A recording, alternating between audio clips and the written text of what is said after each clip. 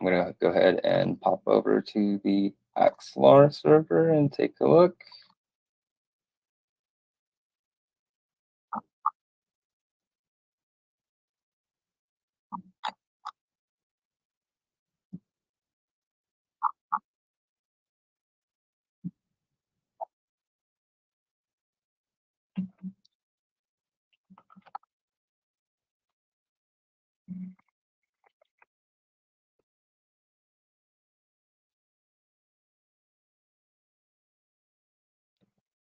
Great.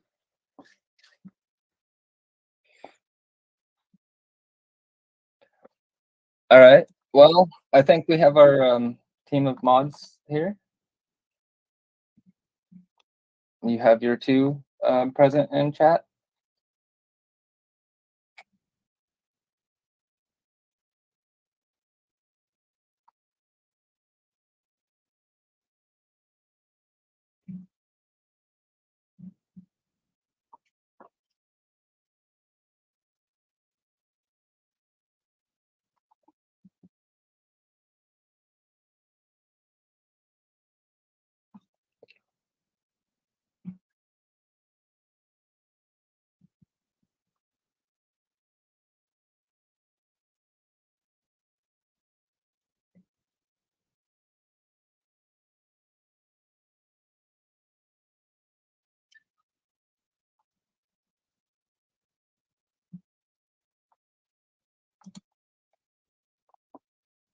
Absolutely. The two mods that we have participating from Osmosis will be Robo McGobo. He's one of our senior analysts, and Worker Bee, who is also really awesome, and he does a whole lot for us.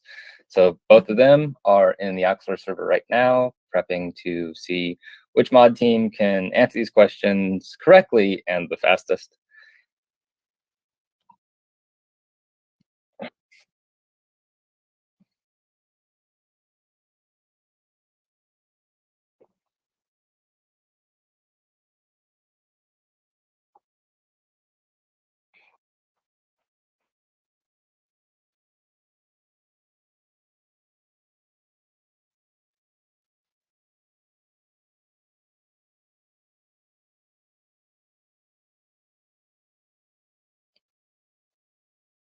Oh, Robo.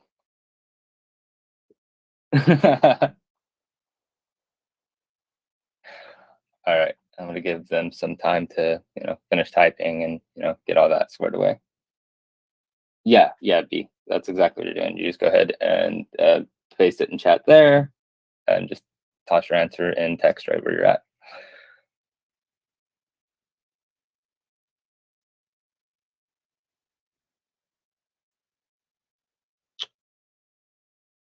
Okay.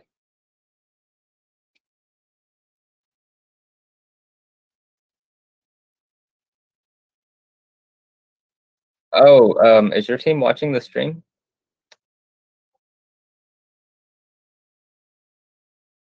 Are you?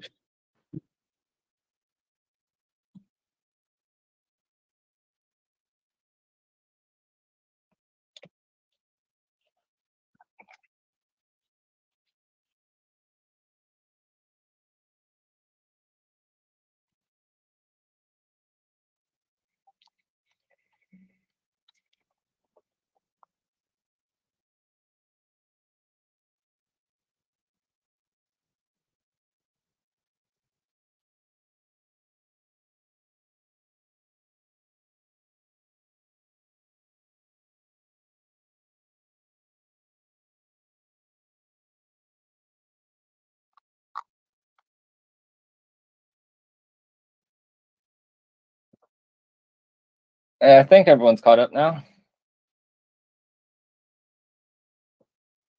Yeah.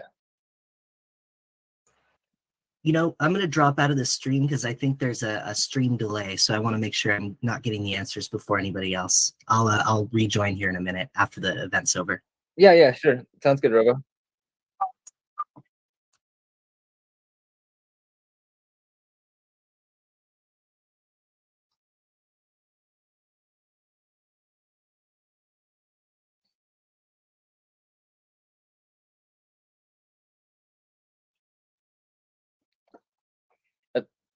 If they can't hear you, we are also streaming into our Discord. Should be good to go.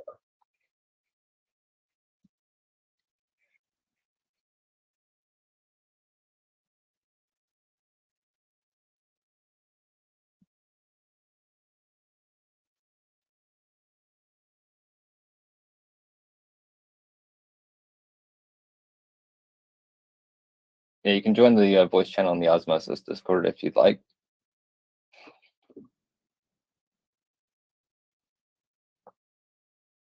Yeah.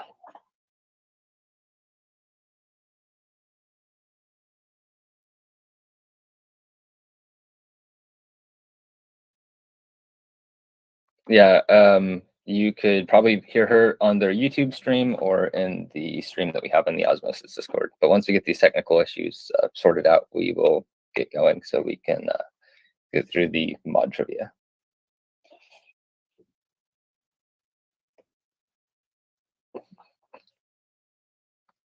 You know, technical hurdles. That's why I started with something like this to open instead of, you know, some presentations. It's usually good to get this stuff out of the way here.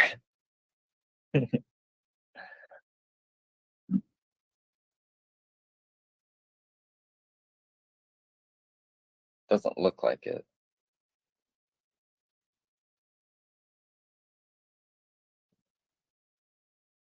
Oh, they can't hear you on YouTube either. No.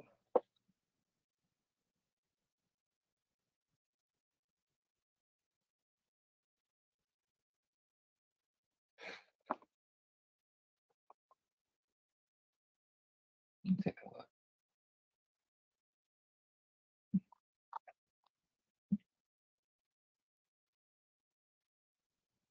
All right. Well, I'm pretty sure that they can hear me. So if we want to go ahead and get mod trivia through while you're troubleshooting, we can go ahead and do that. So are all 4 mods ready to go for the rest of mod trivia? Nice. Good job, B.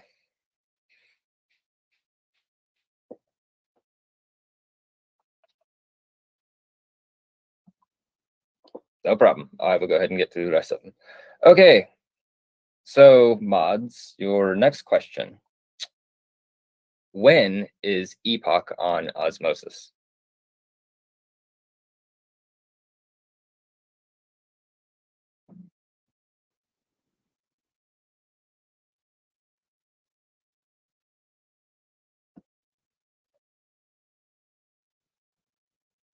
Nice.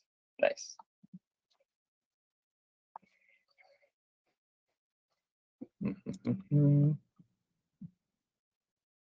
There you go. Good job, Robo.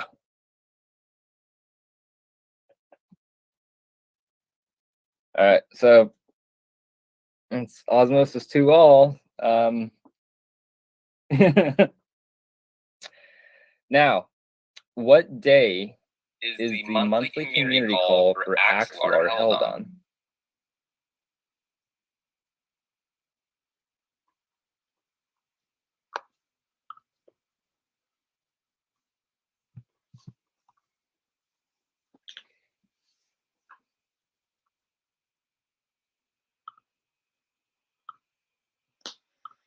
All right, while you're answering, I'm just going to try and troubleshoot around here.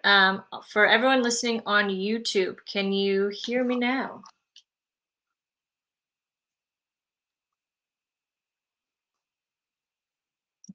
Second September. Technically, that's right. Technically correct. But what is so I guess monthly, what would that be? Yeah. Yeah, what day is it held on every month?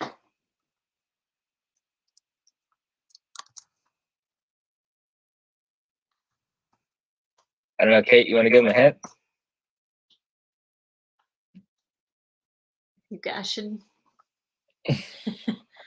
It would be, so we're looking for, so not the date, but the recurring, I guess, the recurring date of like when it's held.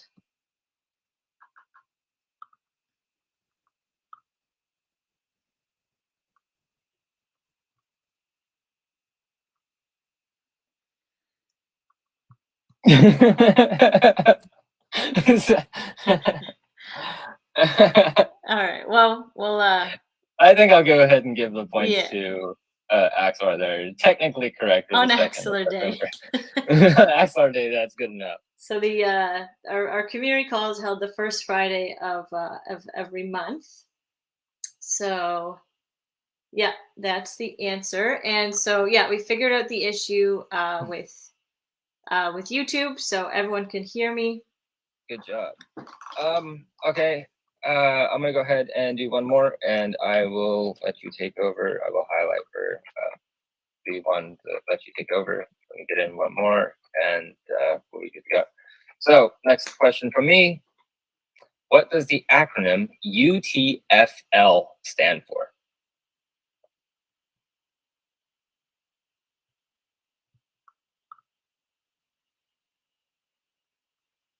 Excellent.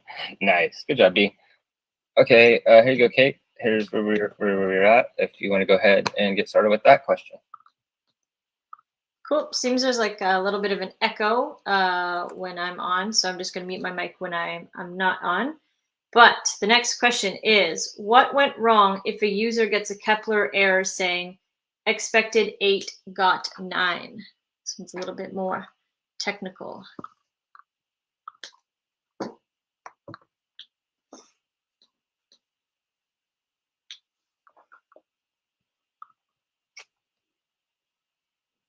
That's right, B, but what did they do?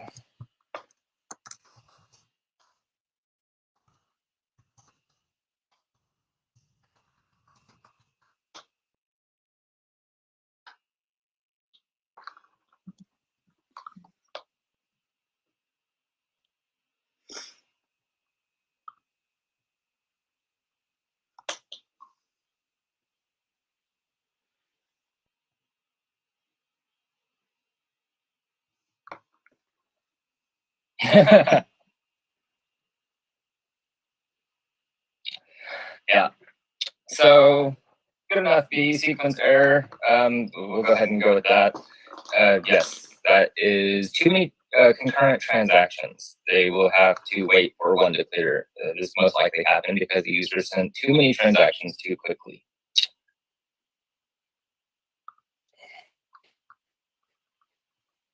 Okay, next question. What went wrong if the user gets a Kepler error saying insufficient fees, and how did they fix that?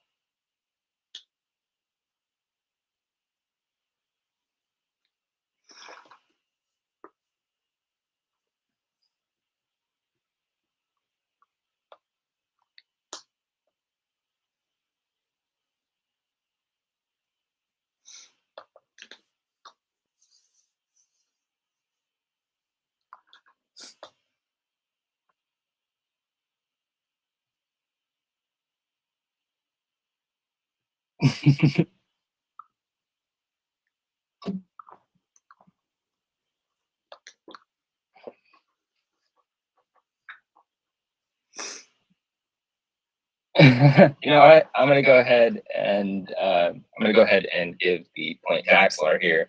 It does have to do with the native token.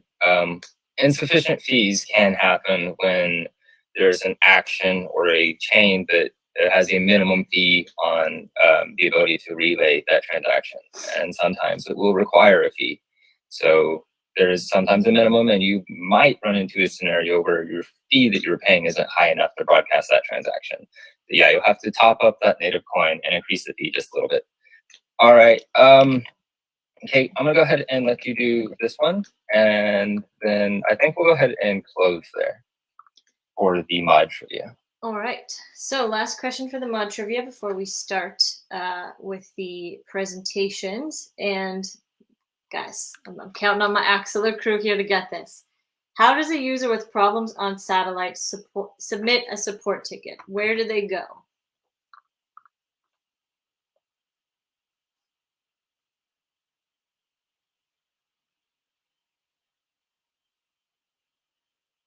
Hey, there we go. Zendesk. Nice. Okay. Osmosis support. The shade. The shade. Oh no, B, shots fired. Osmosis support. All right. So some rivalries going on here. Yeah.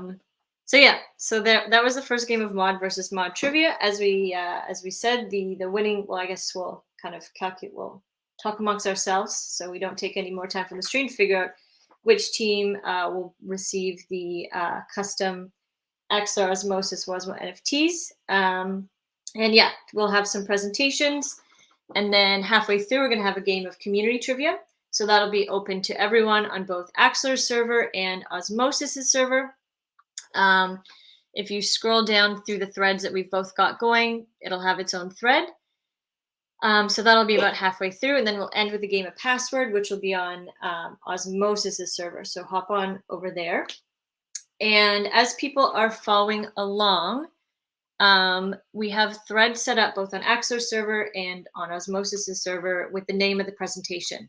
So our first presentation is going to be Andromeda. So any questions that you have, drop them in those threads, and we'll relay at the end for the Q&A. But I will mute myself and hand it off to Kilo to announce the first presenter we've got, and go from there. Yeah, sure. The first presentation we have, like Kate was saying, is Andromeda. They have worked very closely within the ecosystem. They're doing some really cool stuff. So if Andromeda is ready to give their presentation or say anything, just go ahead and go for it. Great. Well, first of all, thank you for having us on. We're really excited about what we've been doing. We've been building for 15 plus months. We've been really focused on delivering a great software, and it's a real engineering heavy project that is really coming together. So let me share my screen and walk you through a presentation. Let's see.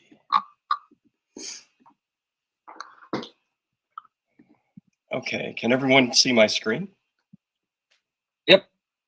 All right. So I am Brendan Cooper. I'm one of the core contributors to Andromeda Protocol.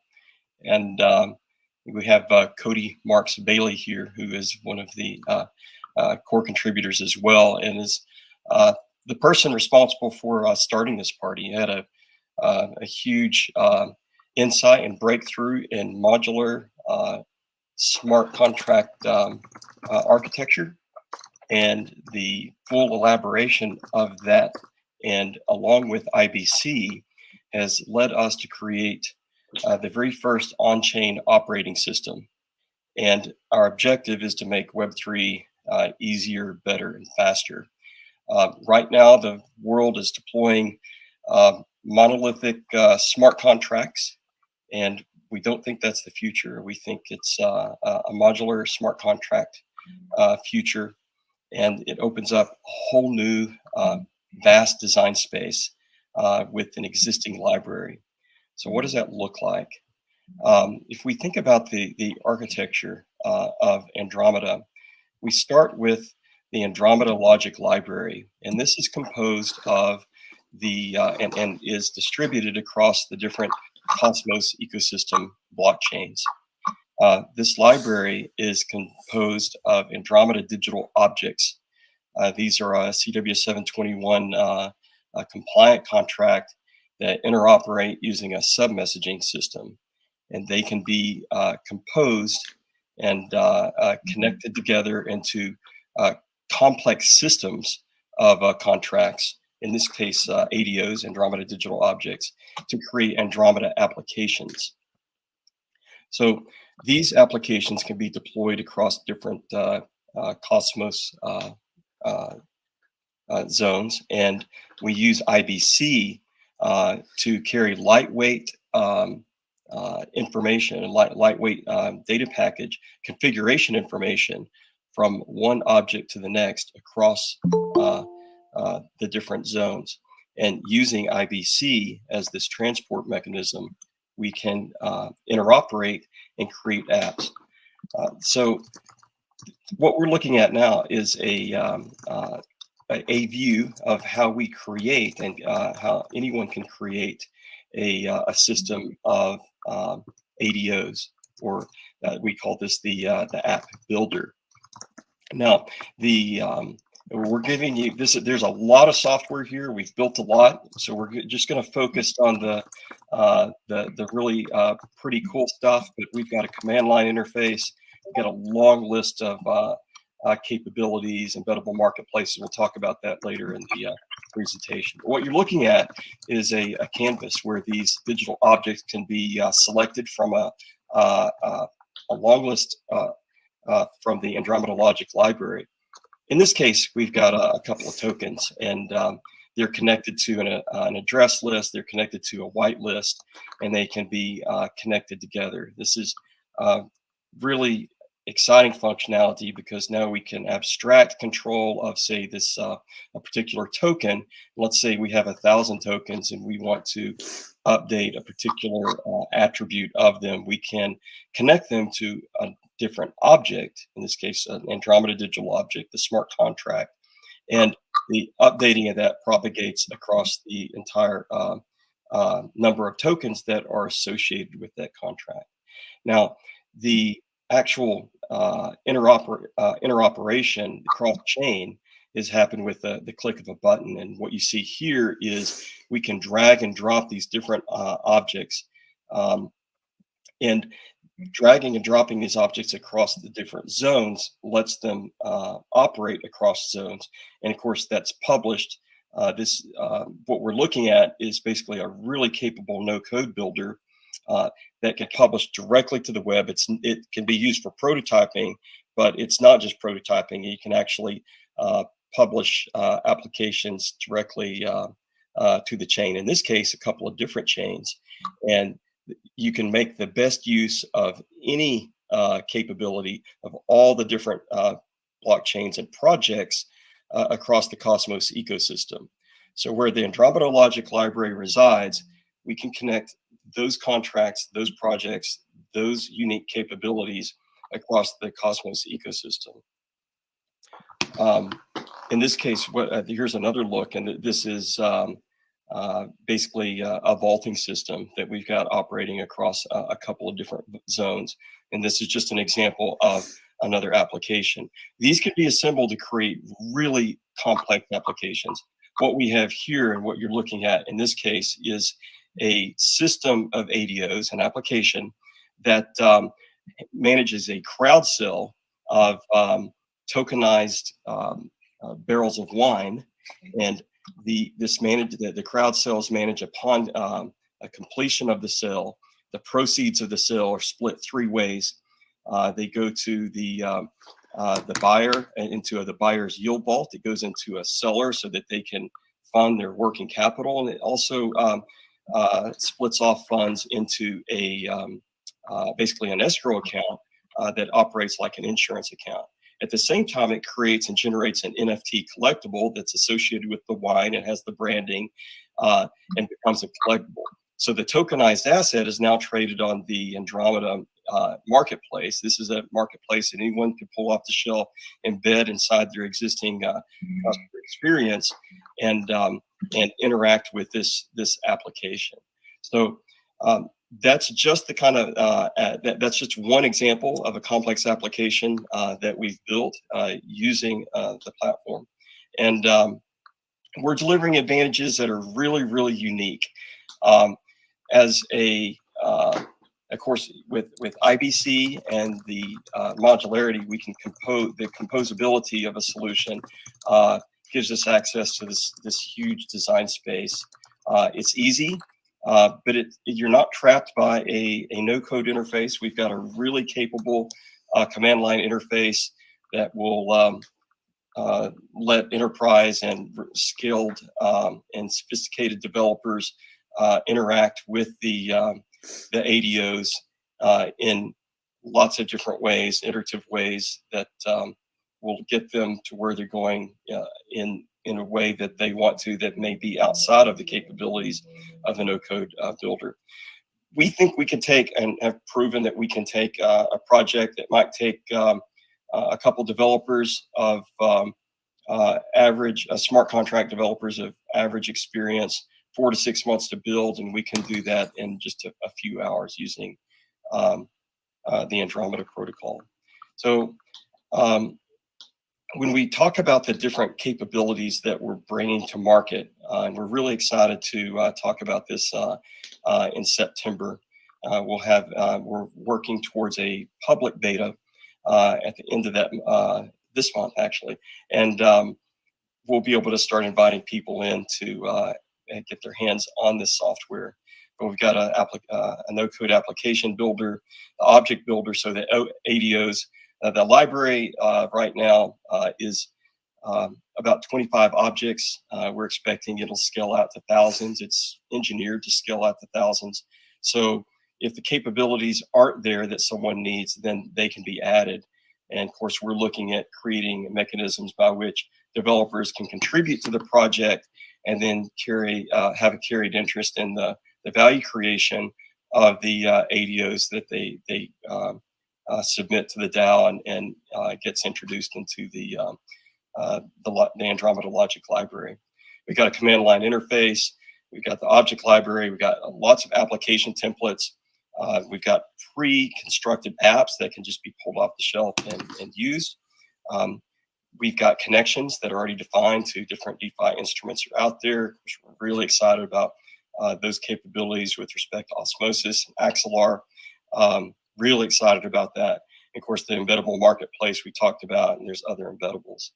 I want to make sure everyone that's following this understands this is a fully decentralized architecture. As far as we know, I haven't seen anything else like it in the world. All logic and intentions are captured on chain. There's no intermediaries.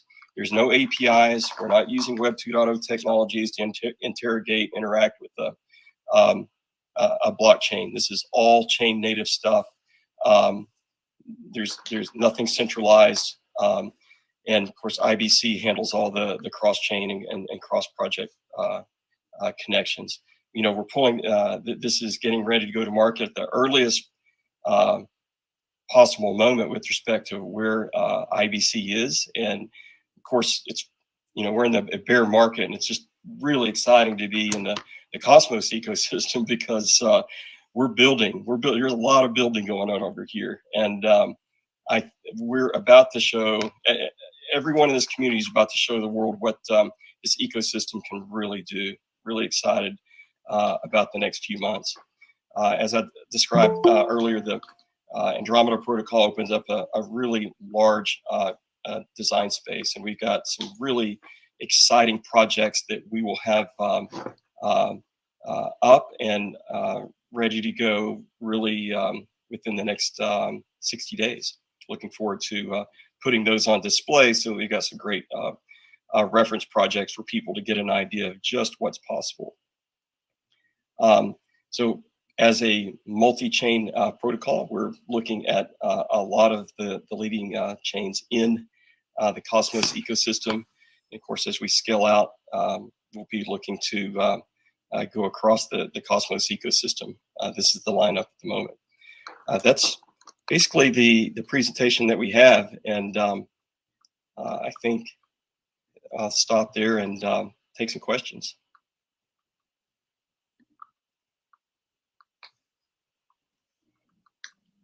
Awesome.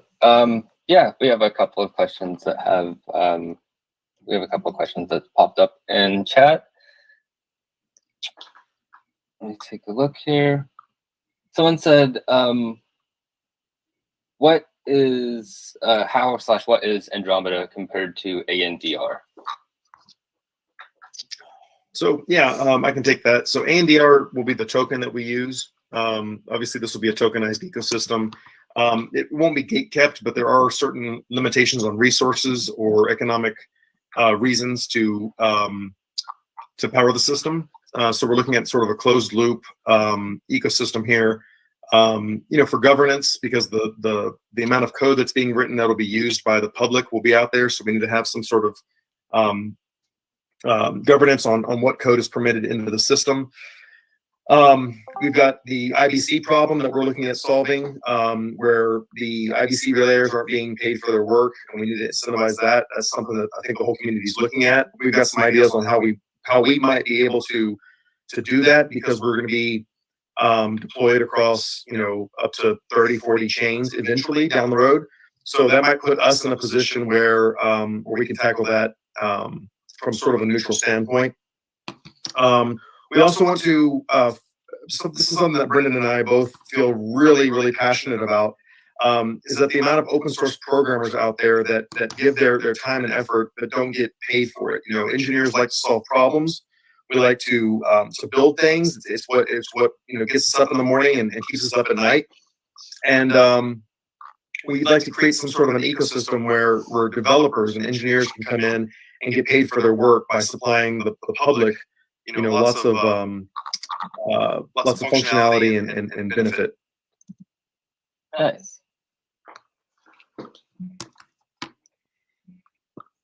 All right. I think maybe for just in respect for time here, any questions that we get, we will kind of relay to the teams, and then we'll maybe just answer them in server if that works.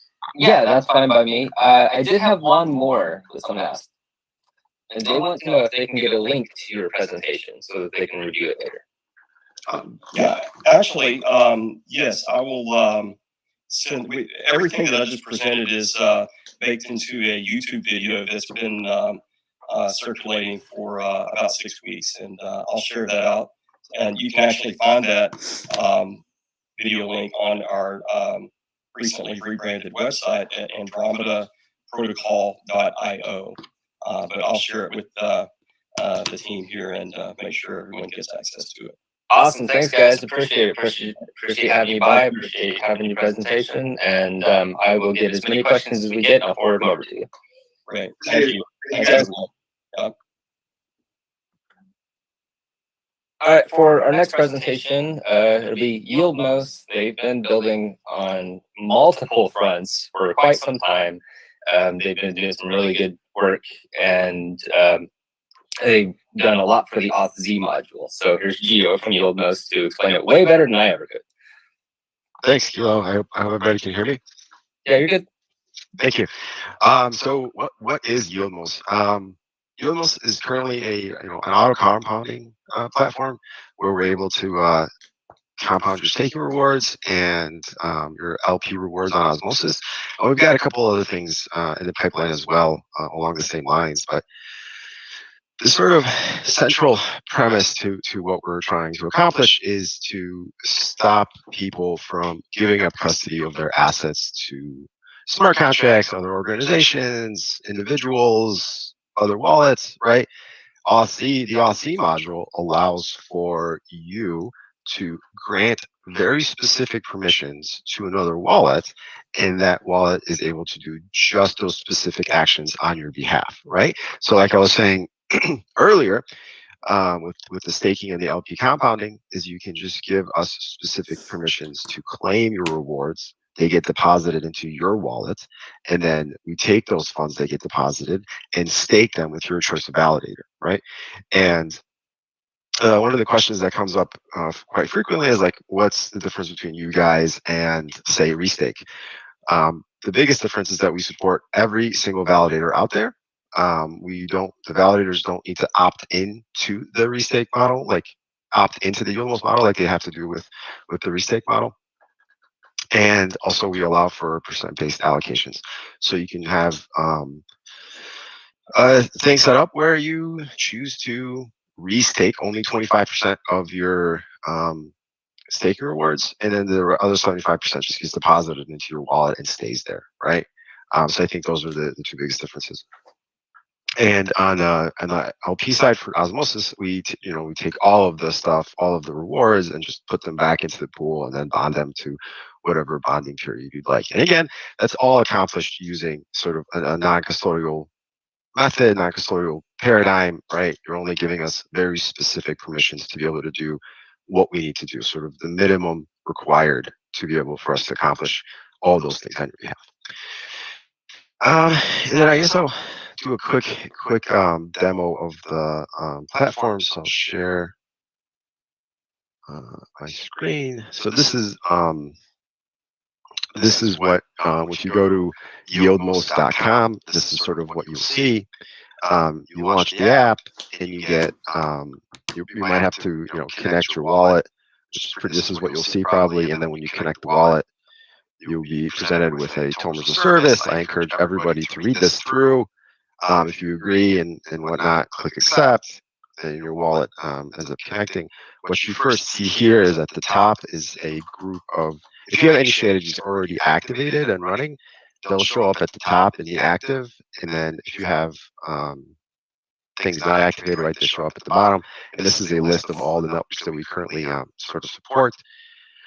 Here, you can see that it's asking me to stake regen is because I don't have any regen staked. So when you click on it, it's actually going to take you to Kepler, and then it's going to ask me to pick a validator. I'm just going to pick one at random. I'm going to stake some regen. Let's leave some for fees. Prove that. Now we wait.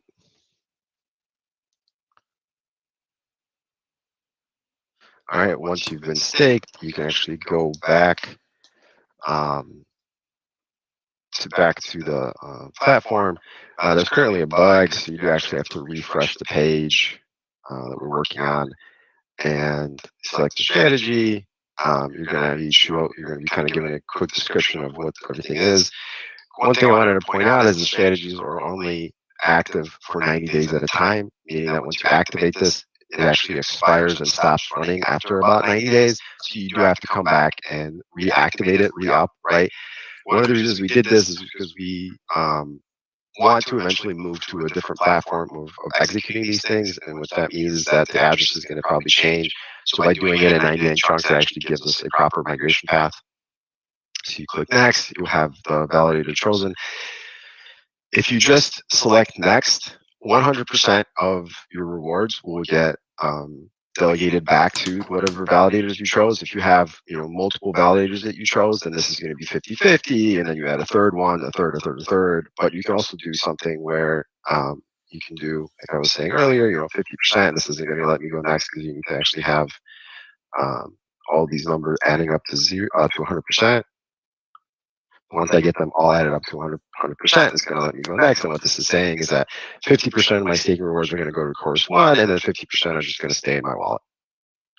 I click next. I've got some confirmation of what I chose, right? You can choose to put an email address or not, and then confirm. And what this is going to do, it's going to do two things. One is you're going to authorize the Unmost wallet to claim and delegate on your behalf. And number two, it's going to activate the strategy on our backend. So there we go.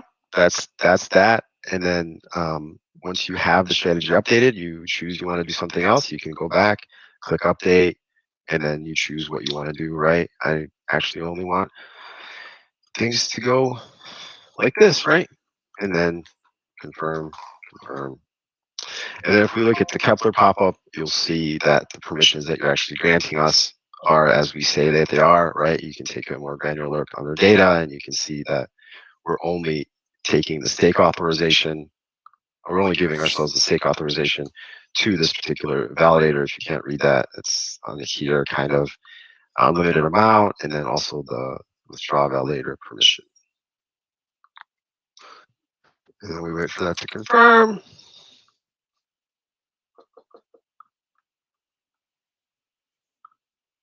And then finally, if you already have tokens staked, for example, Kujira, I've already got some tokens staked. It's not going to ask you to select to stake the coins, right? Just going to select the strategy, go next, do everything we just did, and it's the exact same thing, right? So, yeah, that is sort of what Yieldmost is about. We really want to sort of lead a paradigm shift away from people giving their assets away. And crypto originally started out as this permissionless thing. You don't have to have the intermediary, banks, right? And then the summer of DeFi happened. All of a sudden, it's okay to give your assets away to somebody else to manage. And as we've seen with things like Celsius and Voyager and A3C, you might or you might not get things back. And it's really sad. And also the lack of transparency, right?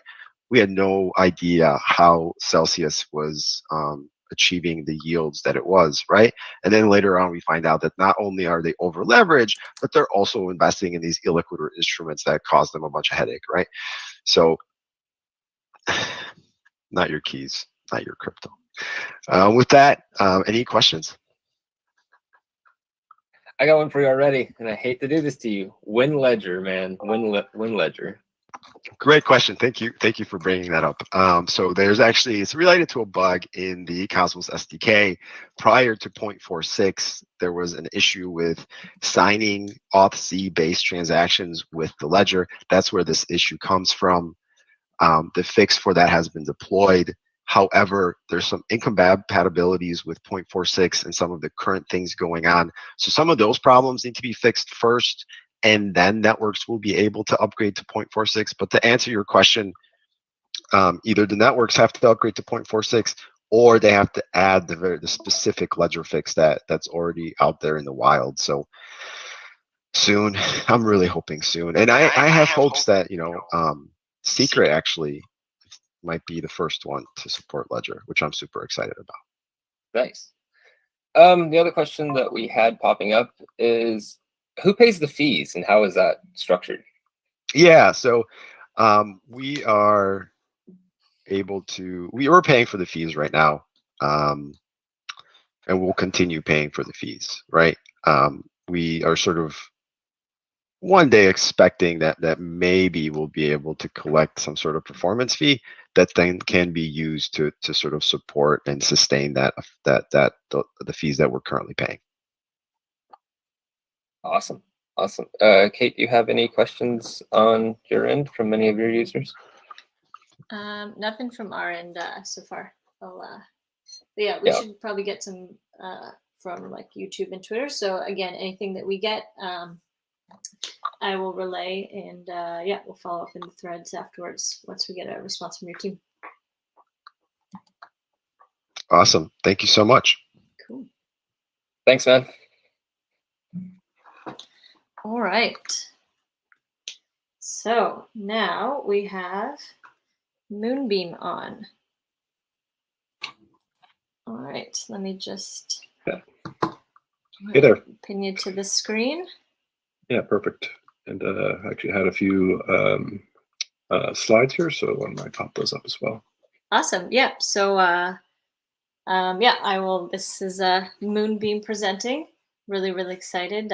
We've gotten a lot of excitement from within Axelar's community. I know, within Osmosis as well for what you guys have got going on and some of the new things that you're rolling out. So I will pass it off to you. And Awesome. Yeah, thanks, Kate. Yeah, so yeah, obviously great to be here. So my name is Derek Yu. I'm the CEO of PureStake. We're one of the primary contributors to the project Moonbeam. And I can explain, for context, a little bit about Moonbeam. I'll actually end the presentation with a use case or scenario that involves Moonbeam, Axelar, and Osmosis. So we're kind of building up to that. But a bit of context first so that you can understand what Moonbeam is and how some of these pieces fit together and work together. So Moonbeam is a layer 1 smart contract platform. Implements the Ethereum tech stack, but really is optimized for cross-chain use cases. And it lives on the Polkadot network. So I know a lot of folks listening here may be more familiar with Cosmos, but we're over from the Polkadot ecosystem, which is interesting and has many parallels to the Cosmos ecosystem. It has a development framework called Substrate, which is similar to the Cosmos SDK. It has an interop technology called Xcvm, which is similar, at least in some ways, to IBC. So a lot of parallels, although differences. It being a Rust-based framework versus Golang, and many other kind of differences like that. So Moonbeam operates as a parachain on Polkadot, and one of the key ideas that we have is this idea of connected contracts, which is that smart contracts on Moonbeam can reach users, assets, services that are on other blockchains. And we're really using these new messaging transports, of which the Polkadot native Xcvm is one good example, and of course Axelar is another great example of these cross-chain messaging systems that allow for, let's say, smart contracts on different chains to talk to each other, right? So I often use the analogy of kind of a networking transport, right? There's like a networking layer that allows your apps to now be networked across multiple blockchains. And so this is really what we're trying to achieve with Moonbeam, is create a great environment for developing these connected contracts that has a lot of options for these different messaging transports. That has good developer tool support. We have chosen this Ethereum tech stack to be able to leverage all of the Ethereum tool set, or developers can on Moonbeam. And then we also, being part of Polkadot, opens up interesting options such as the ability to work with substrate-based functionality. So you can provide blockchain level functionality. You can integrate with other chains from smart contracts on Moonbeam. And I think maybe in the interest of time, I might just jump directly to some examples to help illustrate what some of these scenarios look like. They are a bit different than a lot of the existing approaches, right? Existing approaches to multi-chain deployments, I talk about them sometimes as being a multi-instance approach. So you might have, let's say, like a DeFi protocol, like a lending and borrowing market that deploys to 1, 2, 3, 4 different chains. But each of those deployments is independent, right? They don't really talk to each other. They're just independent instances of the protocol. And so that's the existing landscape. And just to start to walk through a few examples of what this kind of connected contracts approach looks like. Some are actually in production already. There's multiple that are in flight, but there are a few that are already live. One of those is the Lido deployment on Moonbeam.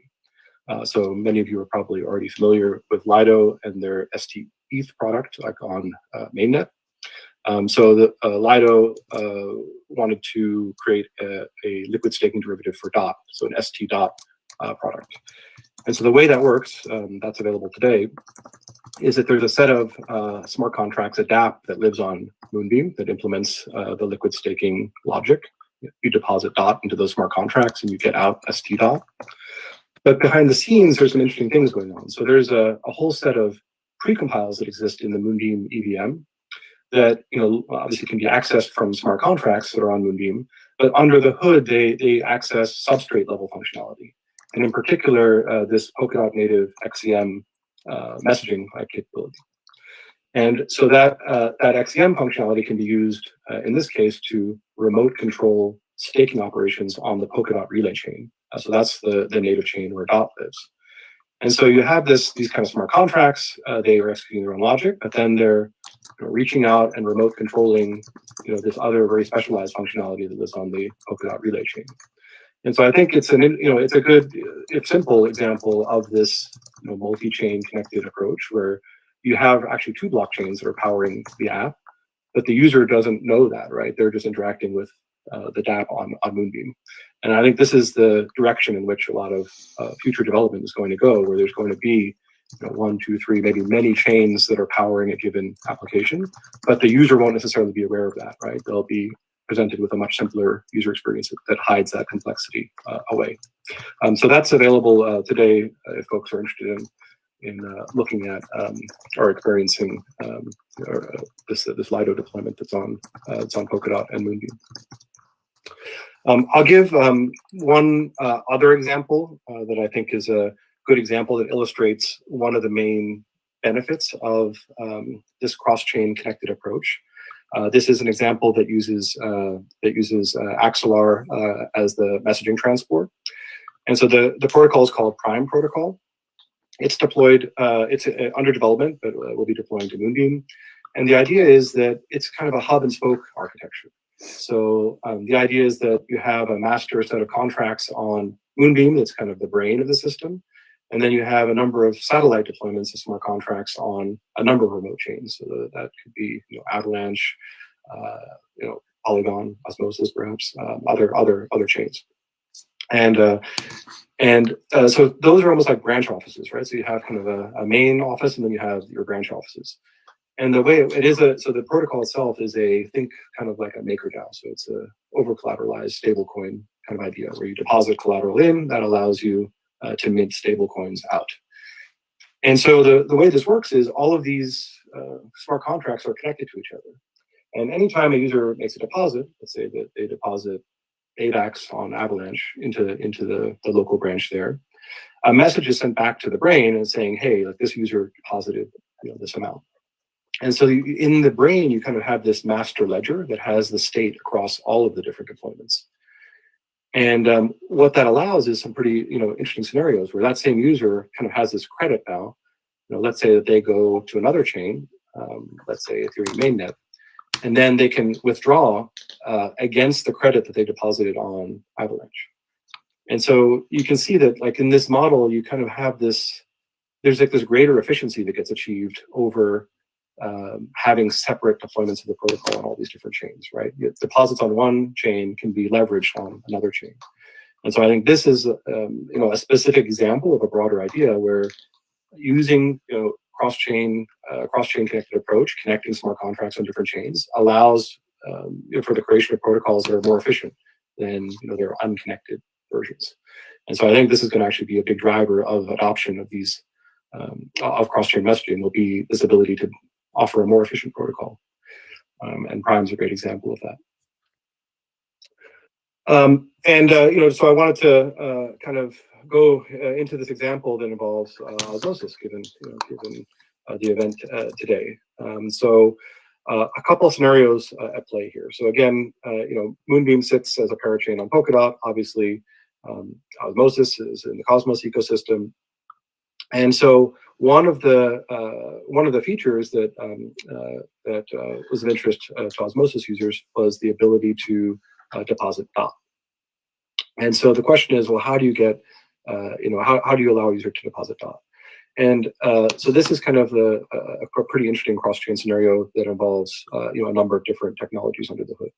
So the idea is to offer native DOT deposits. So you'd have an actual native DOT address on the Polkadot relay chain. And so a user on Osmosis would be presented with that as their deposit address. And so then when a deposit happens, that's detected and moved via Xcvm on the Polkadot side from the Polkadot relay chain to Moonbeam. So we have that kind of route established for Xcvm. The Polkadot interchain messaging system can be used to do asset transfers. So the DOT is moved, we call it Xcdot when it's on Moonbeam, right? So there's a first leg that gets triggered to move the DOT to Moonbeam. Now Moonbeam, has a number of different messaging options, including Axelar. And so the next step is for that Xe asset to be forwarded to Axelar, the Axelar router, and then get routed across to the Cosmos ecosystem, ultimately to Osmosis. And then, on the Osmosis side, perhaps there'd be an LP action, into one of the relevant pool in question as the ultimate action. And so I think the thing that's interesting to me about this use case is that, you have, multiple different chains, you have multiple different messaging systems, even on different legs. And so there's this, this whole chain of kind of operations that's happening behind the scenes. But the user doesn't really know about those things. The user is presented with this very simple interface, and in fact, it makes sense for them, right? Like if they have DOT, it's likely to be native DOT that's on the relay chain. And so I like this example because I think this points to the second key driver of these cross-chain connected approaches, and that is to provide an easier or better user experience. So you can use these kind of cross-chain techniques to hide away infrastructural complexity, right? You're hiding away. If you had to do this by hand, each leg, it would be pretty painful. But you're kind of automating and hiding away all of these infrastructure steps away from the user and giving them a simpler and better user experience. So I think this is the second key driver for why these cross-chain connected applications are going to really make inroads. Is this ability to offer a better user experience over existing approaches. And I'd say that movement scenario I talked about was in this this kind of from the Polkadot relay chain outwards, routed via Moonbeam and Axelar. But there's other scenarios that might work in the other direction. So one example that's quite active right now is there's a number of other parachain teams on Polkadot. They all have, they all want, for example, like USDC. That's an asset that they want access to. It's not natively available right now on Polkadot. And so similar to the scenario to what I described, works in the other direction, where let's say from Ethereum mainnet, you have USDC moving across Axelar first to end up on Moonbeam. From Moonbeam, it gets kind of routed onto what we call an XC20. So an XC20 is kind of a substrate native asset, but when it lives on Moonbeam, it's accessible from the Moonbeam EVM as an ERC20. So that's, you see this XC prefix. That's how we prefix these XC20 assets with that. And so the USDC kind of routes onto one of these XC20s, and then it can be routed onwards via Xcvm to its final destination on one of the other parachains on Polkadot. And so again, you kind of see this scenario where there's multiple chains involved. I think Moonbeam in this case acts as kind of almost a router, where it's routing across two different messaging systems to get a given asset, in this case, to its final destination. And so I think this we're going to see more things like this, where there's flows of either assets or messages that are flowing through specific concentration points. So we're just at the very beginning of these changes. And so I think I didn't want to go on too far with just slides. Maybe there's a minute or two left for questions. Great, awesome, thank you. We've got a question from one of our socials, just asking, in your opinion, what is one of the most exciting projects that you're seeing built on Moonbeam right now? Well, I just went through at least one of them in Prime. I would say that right now there's these cross-chain messaging techniques are new. I think that's the thing to keep in mind. So they largely went to production. I think actually IBC and Cosmos is kind of the granddaddy here. It's been around for a bit longer than a lot of these other ones, but this is all basically stuff that happened this year. And so right now there's this new canvas that developers have to draw on that's just being explored. But I'd say that where I see a lot of traction is in DeFi. So it's DeFi use cases where Prime, where people are looking to use these cross-chain messages to create either a more efficient protocol or a protocol that has a better user experience. And so I'd say that's the theme, where something like a Prime protocol is a great example of that. Awesome, thanks. Are there any questions from Osmosis server? I believe Robo's been collecting a couple. Nice. Yeah, so there's just one here that I saw. There are a couple of Polkadot parachains currently working on IBC compatibility. Is that something that's in the roadmap for Moonbeam, or is that something that you're not exploring at the moment? We are not exploring a direct IBC connection. I do know that there are some other teams that are pursuing that. I won't say that it's it's an ever thing. It's obviously a lot of times the roadmap is community led on our side. I would say though that the work that we've done with Axelar, that's something that we've invested a lot of time into and are strong believers in. And obviously with something like Axelar, you get not only connectivity to IBC-based destinations, but also other destinations, other EVM-compatible destinations.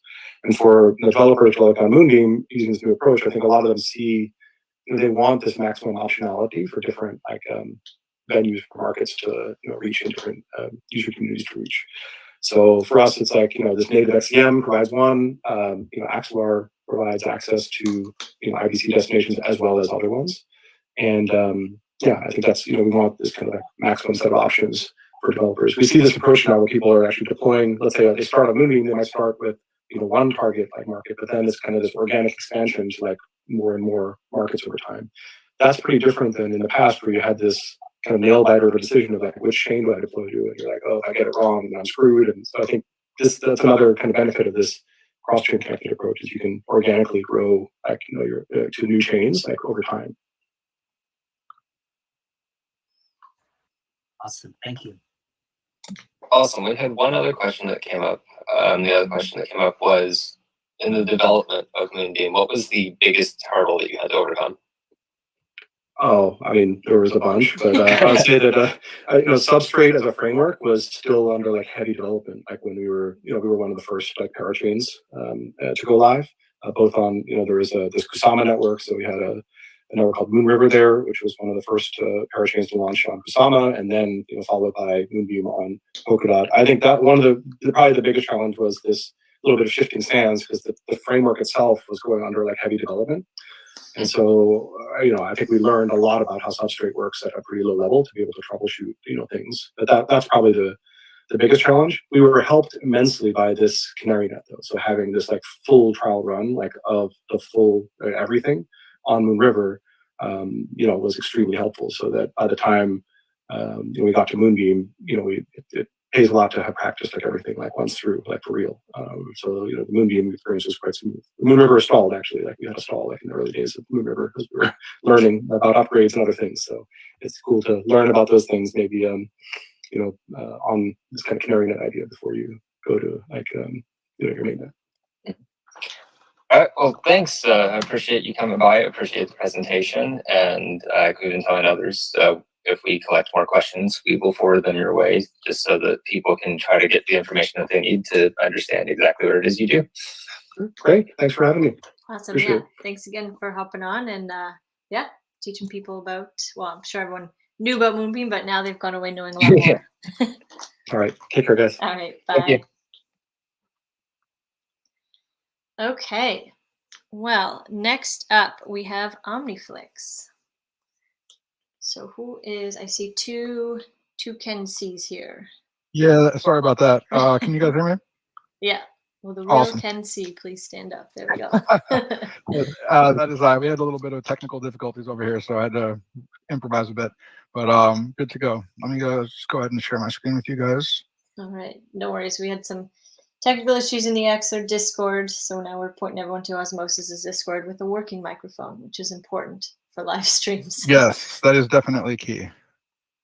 All right. Can you see my screen now? Cool. Yep. You Beautiful. are good to go. So take it away, Omniflix. Thank you. So my name is Ken Kuchia. I'm the head of growth here at Omniflix, and I'm going to tell you a little bit about Omniflix today. So Omniflix is a peer-to-peer network for creators and sovereign communities. We work with studios, record labels, creators, communities, DAOs, and businesses, corporate or small businesses. So far this year, we've launched or we've minted over 141,000 NFTs, 100 collections, unique collections from creators on our platform, over $800,000 in volume, and over 180,000 transactions. So the big difference between us and everybody else is we're not a NFT marketplace. We're a supportive ecosystem for Web3 creators, and that happens to include a NFT marketplace. And there's a big difference there. So Omniflix exists to simplify the process of creating and managing and minting and distributing and monetizing media assets by helping create engaging interactions within the ecosystem. 1 and 2, the 2 things that I just mentioned to help creators that we work with have a sovereign yet interoperable infrastructure. So the grass is greener on this side in that sense. So for media assets, for your media assets are at your fingertips with Omniflix, and I'm going to show you a little bit the platform here. There we go. The studio. We'll just hop over here.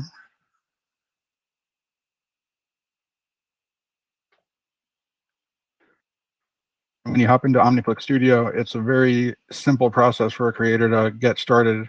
All they need to do is connect their Kepler wallet, and once you're in here, you get mint access, and creating an NFT is easy as 1, 2, 3. You upload your asset.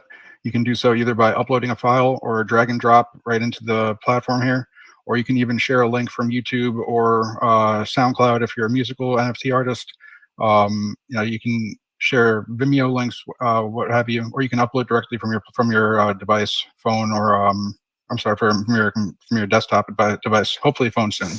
And when you're going to create an asset, you have the very simple and nice interface to utilize.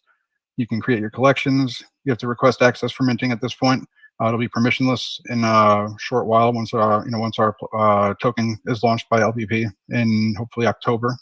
And the beauty of it is you have a sovereign infrastructure where you're able to be interoperable within the network.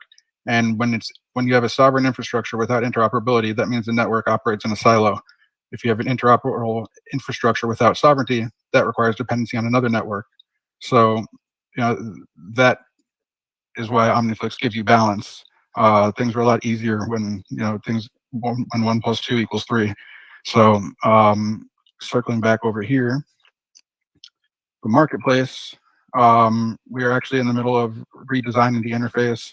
That'll be live in a couple of months as well. And we are currently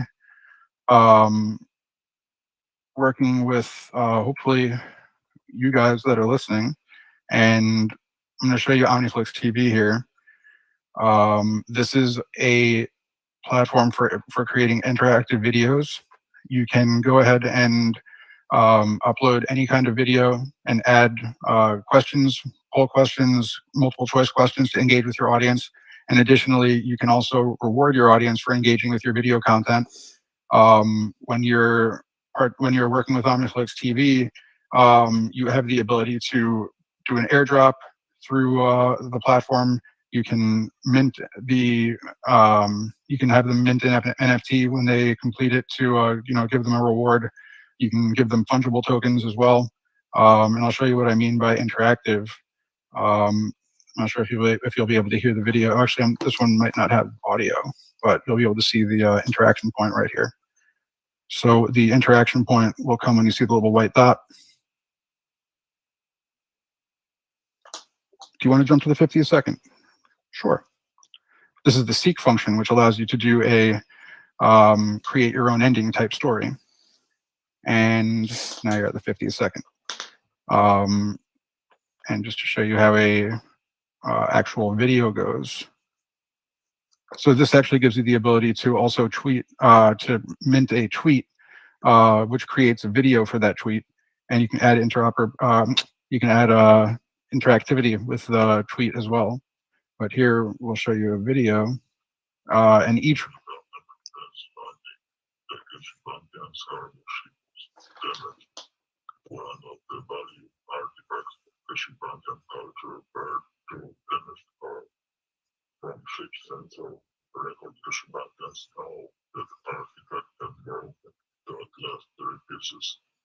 Unfortunately, the trajectory of artifacts parts are from complementary approaches that usually use the control trajectory of less than damaged part of ship surface.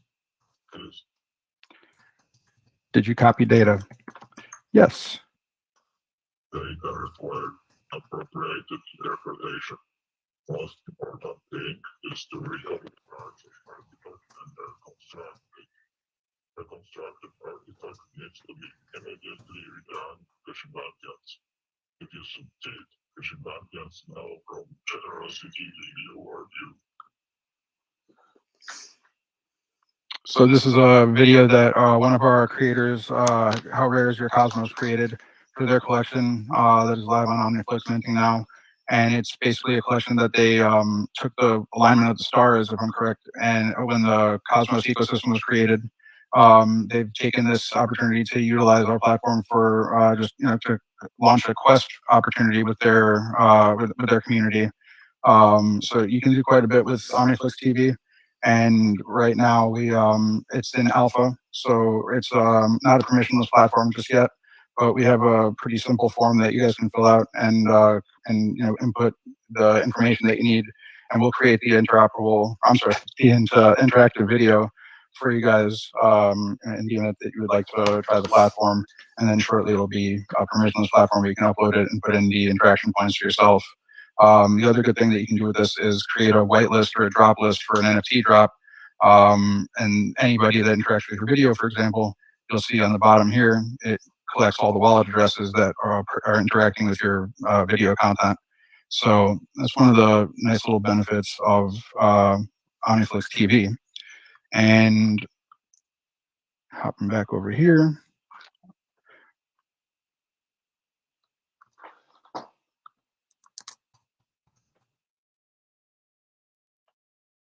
Oh, there we go.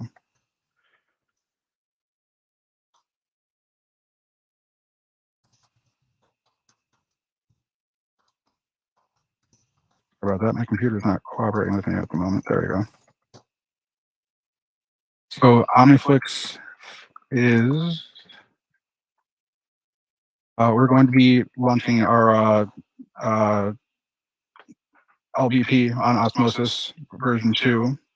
That will be hopefully, like I said before, at the beginning of October. And when that happens, the Flix token will go live on the platforms. Right now, on the marketplace, we accept Juno, Atom, Chihuahua, and Osmosis.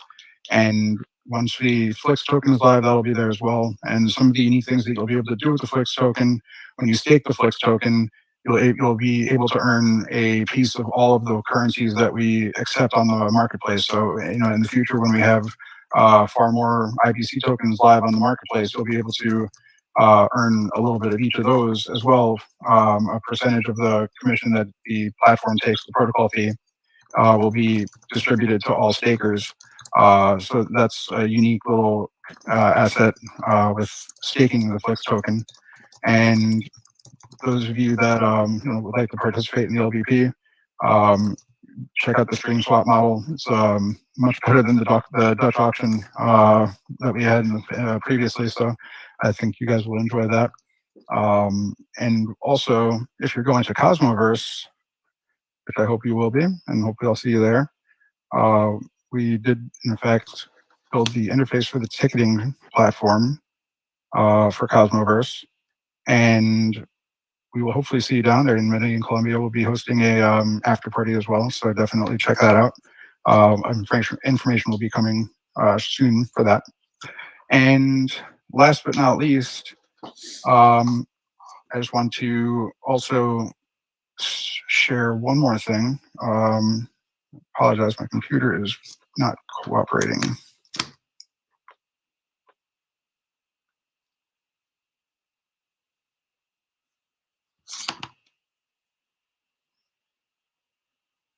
There we go.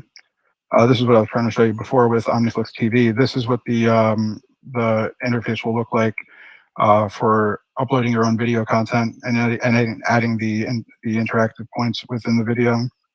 So you'll be able to, I'm not sure if you can quite see, there we go. So you add the video in here, upload the video, and you can go ahead and add the interaction points. Unfortunately, I can't show you that right now. So we're gonna leave it at that for the moment. I apologize, I had some technical difficulties here, but thank you. Awesome. We had one question come in, but I guess you've covered it during the stream. I was just asking about some examples of some of the utility that the NFT holders on your platform can expect. And I know you've covered some use cases, so I guess that pretty much answered the question. But if there's any more that you wanted to yeah, absolutely. We actually also are in the process of doing some drops for validators to their stakeholders, or to their delegators rather. We have the ability to create soulbound NFTs or transferable NFTs.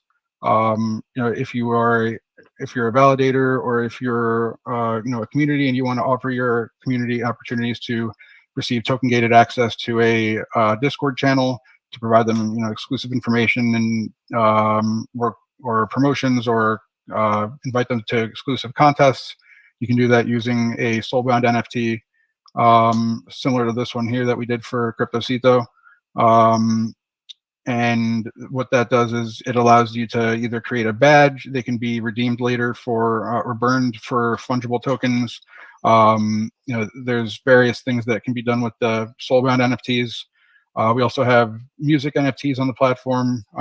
We had just this past week, Dope Stilo, one of our musical creators, minted his live performance, which was in the studio, our Twitter space, which is every Friday, 2 p.m. UTC, and he performed live on that show on Twitter, and he minted that show on Omniflix. So we also have other musical creators that mint individual songs, and we're making a big push now in the music NFT space because we would like to see we believe that that's a very strong use case for NFTs in terms of licensing and in terms of splitting the rights to the music and dividing up the fees that the creators receive.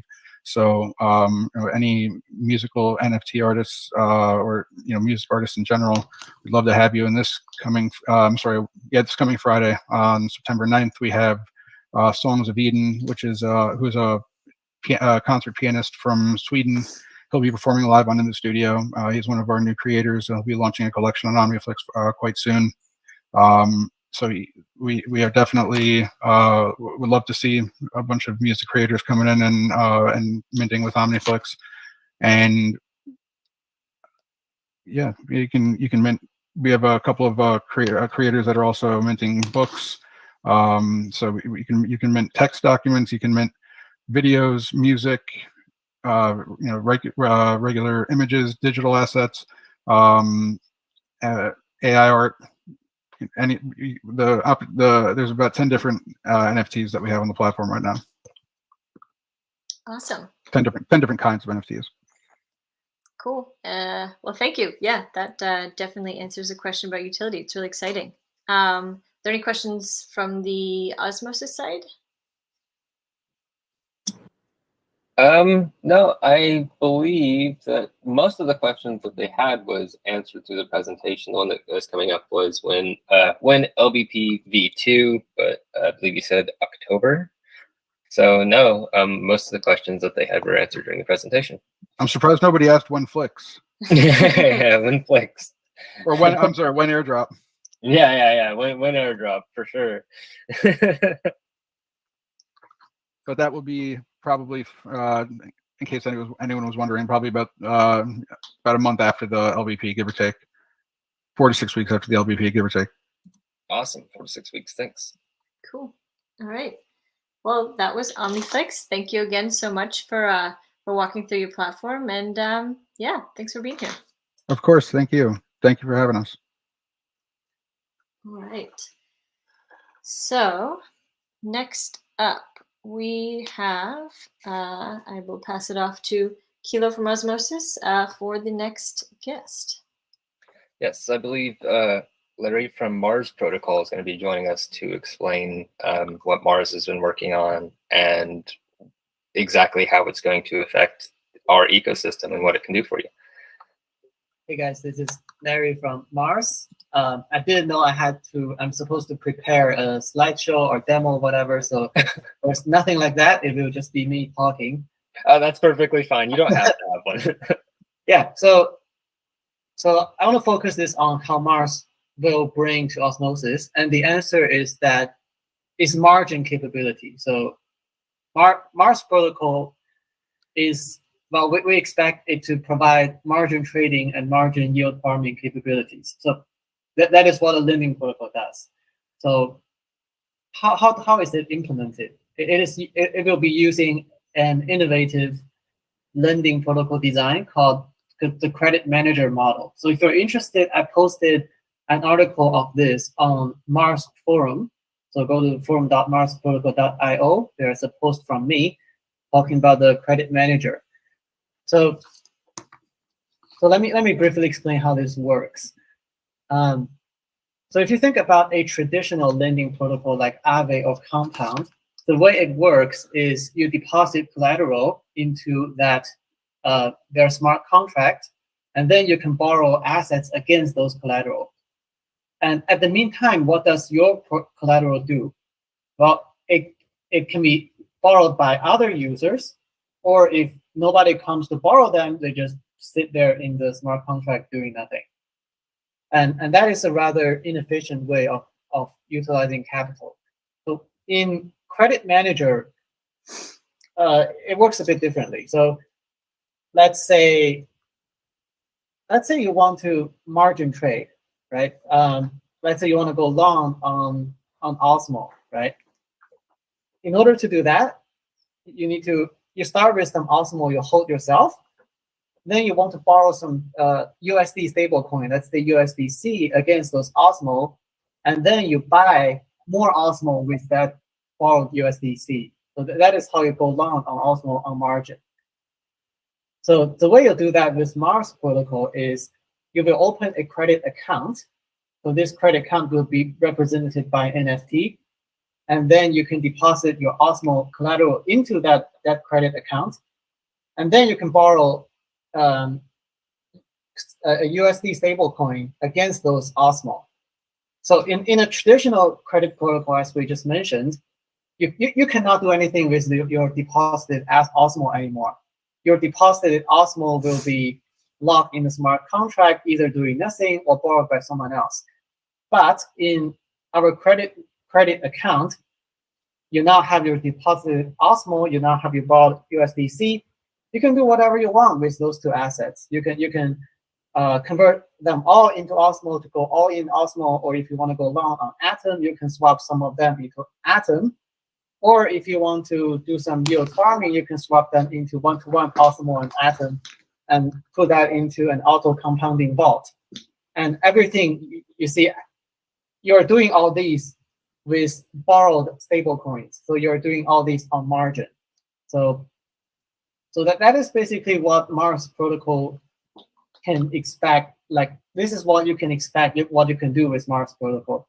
You can do practically any whitelisted activities inside your credit account on margin. You can do trading, you can do yield farming.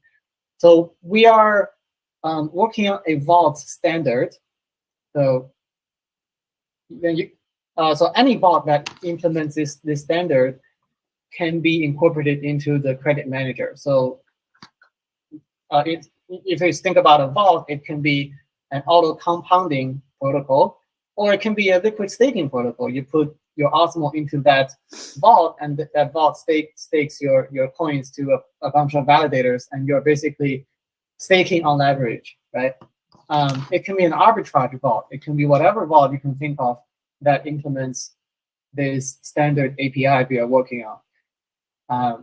So basically, Mars protocol will provide margin capability on Osmosis for pretty much anything you can think about. So that's a brief overview on what we can bring to Osmosis.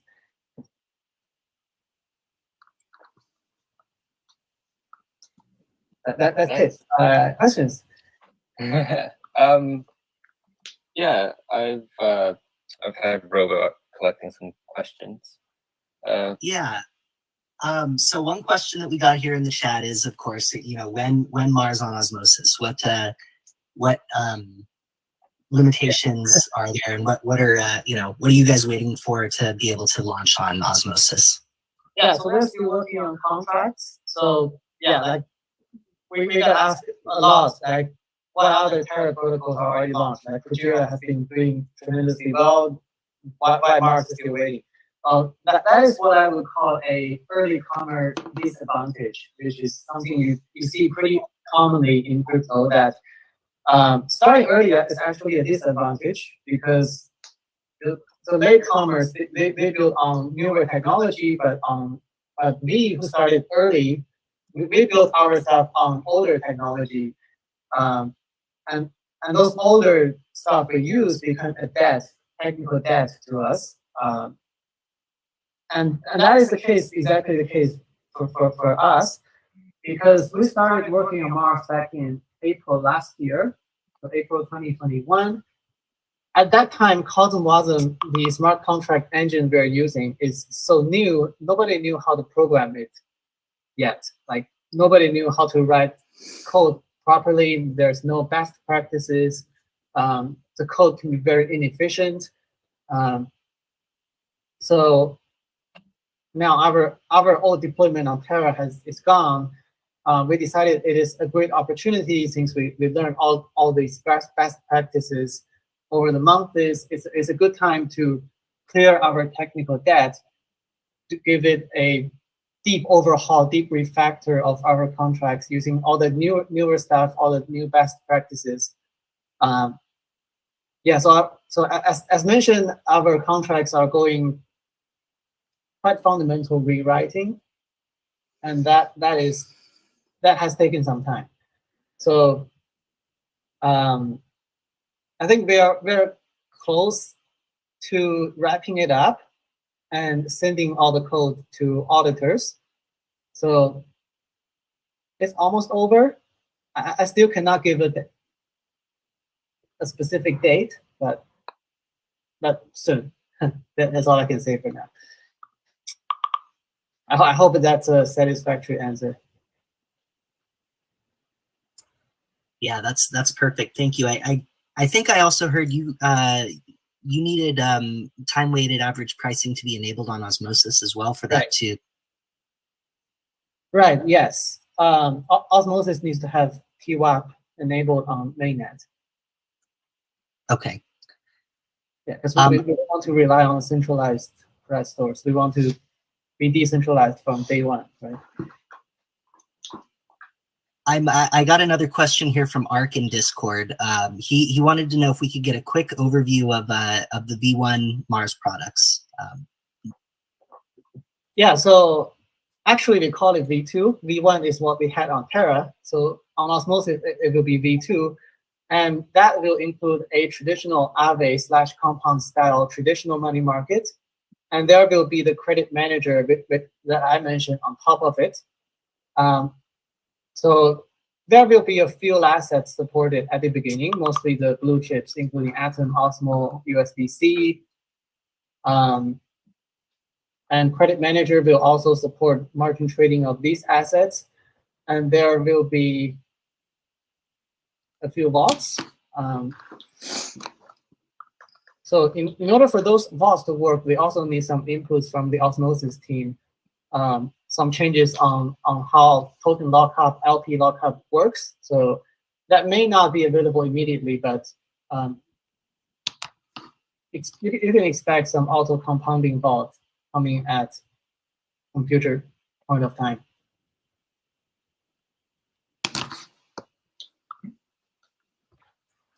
Great, thank you so much. Yeah, thanks for being here. We didn't have too many questions.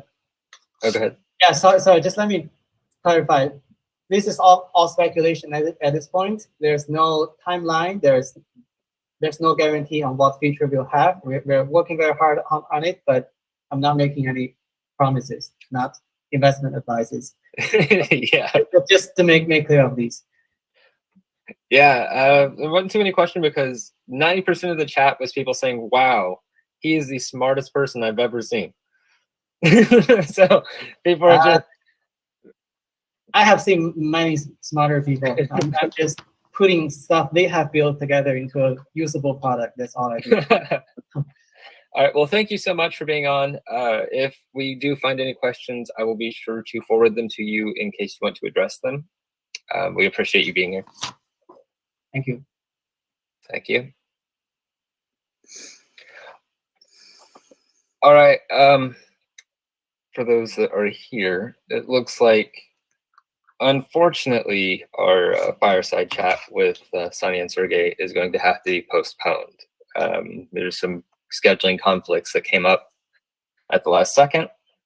So with that being said, what we're going to do here is we're going to take a brief intermission instead, take a break, get a drink, do what you need to do. We'll be back in about 10 minutes. And from there, we will kick off with our community trivia event in the Discord servers. So we'll be doing this through the Osmosis Discord. If you hit the new channel at the very top of the Discord, grab the new role if you don't have it yet, and join the community trivia thread. That's where we will be holding this, is in that thread. And we'll be back in about 10 minutes, and we'll get to it. Thank you, guys, and sorry.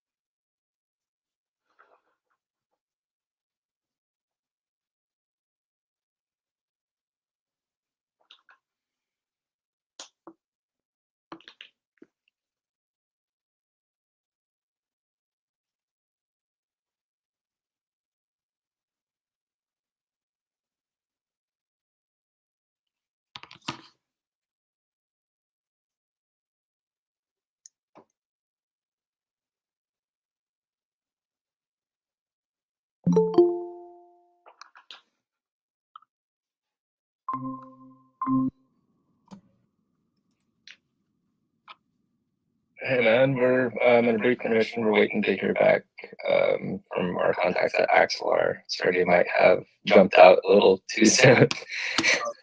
I'm so sorry. I feel really bad. I kind of just completely forgot. Oh, it's all right. You know how hard it is trying to wrangle, a titan in the industry? Oh man, I'm sorry, man. You're all good. You're good.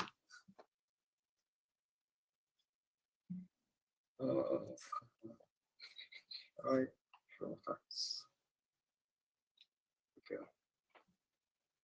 Oh, nice. Typical background. I just have our cool promo one going right now. Cool too. And your robot is super, super cool. I hadn't seen it before this. Does your robot have a name? Oh, HelpyBot? Oh, nice. We don't have a name for ours yet. There's a robot is a newly team member who just joined, so still trying to think of names. So, Kate, any word back? I'm just waiting to hear back now. I will relay any updates I get. Okay, well, Sonny, you're here if you just kind of want to riff and talk about what you guys have been working on while we're waiting on our contacts to reach out to Sergey. We can go ahead and do that if you'd like. Yeah, that sounds fine. You can do that.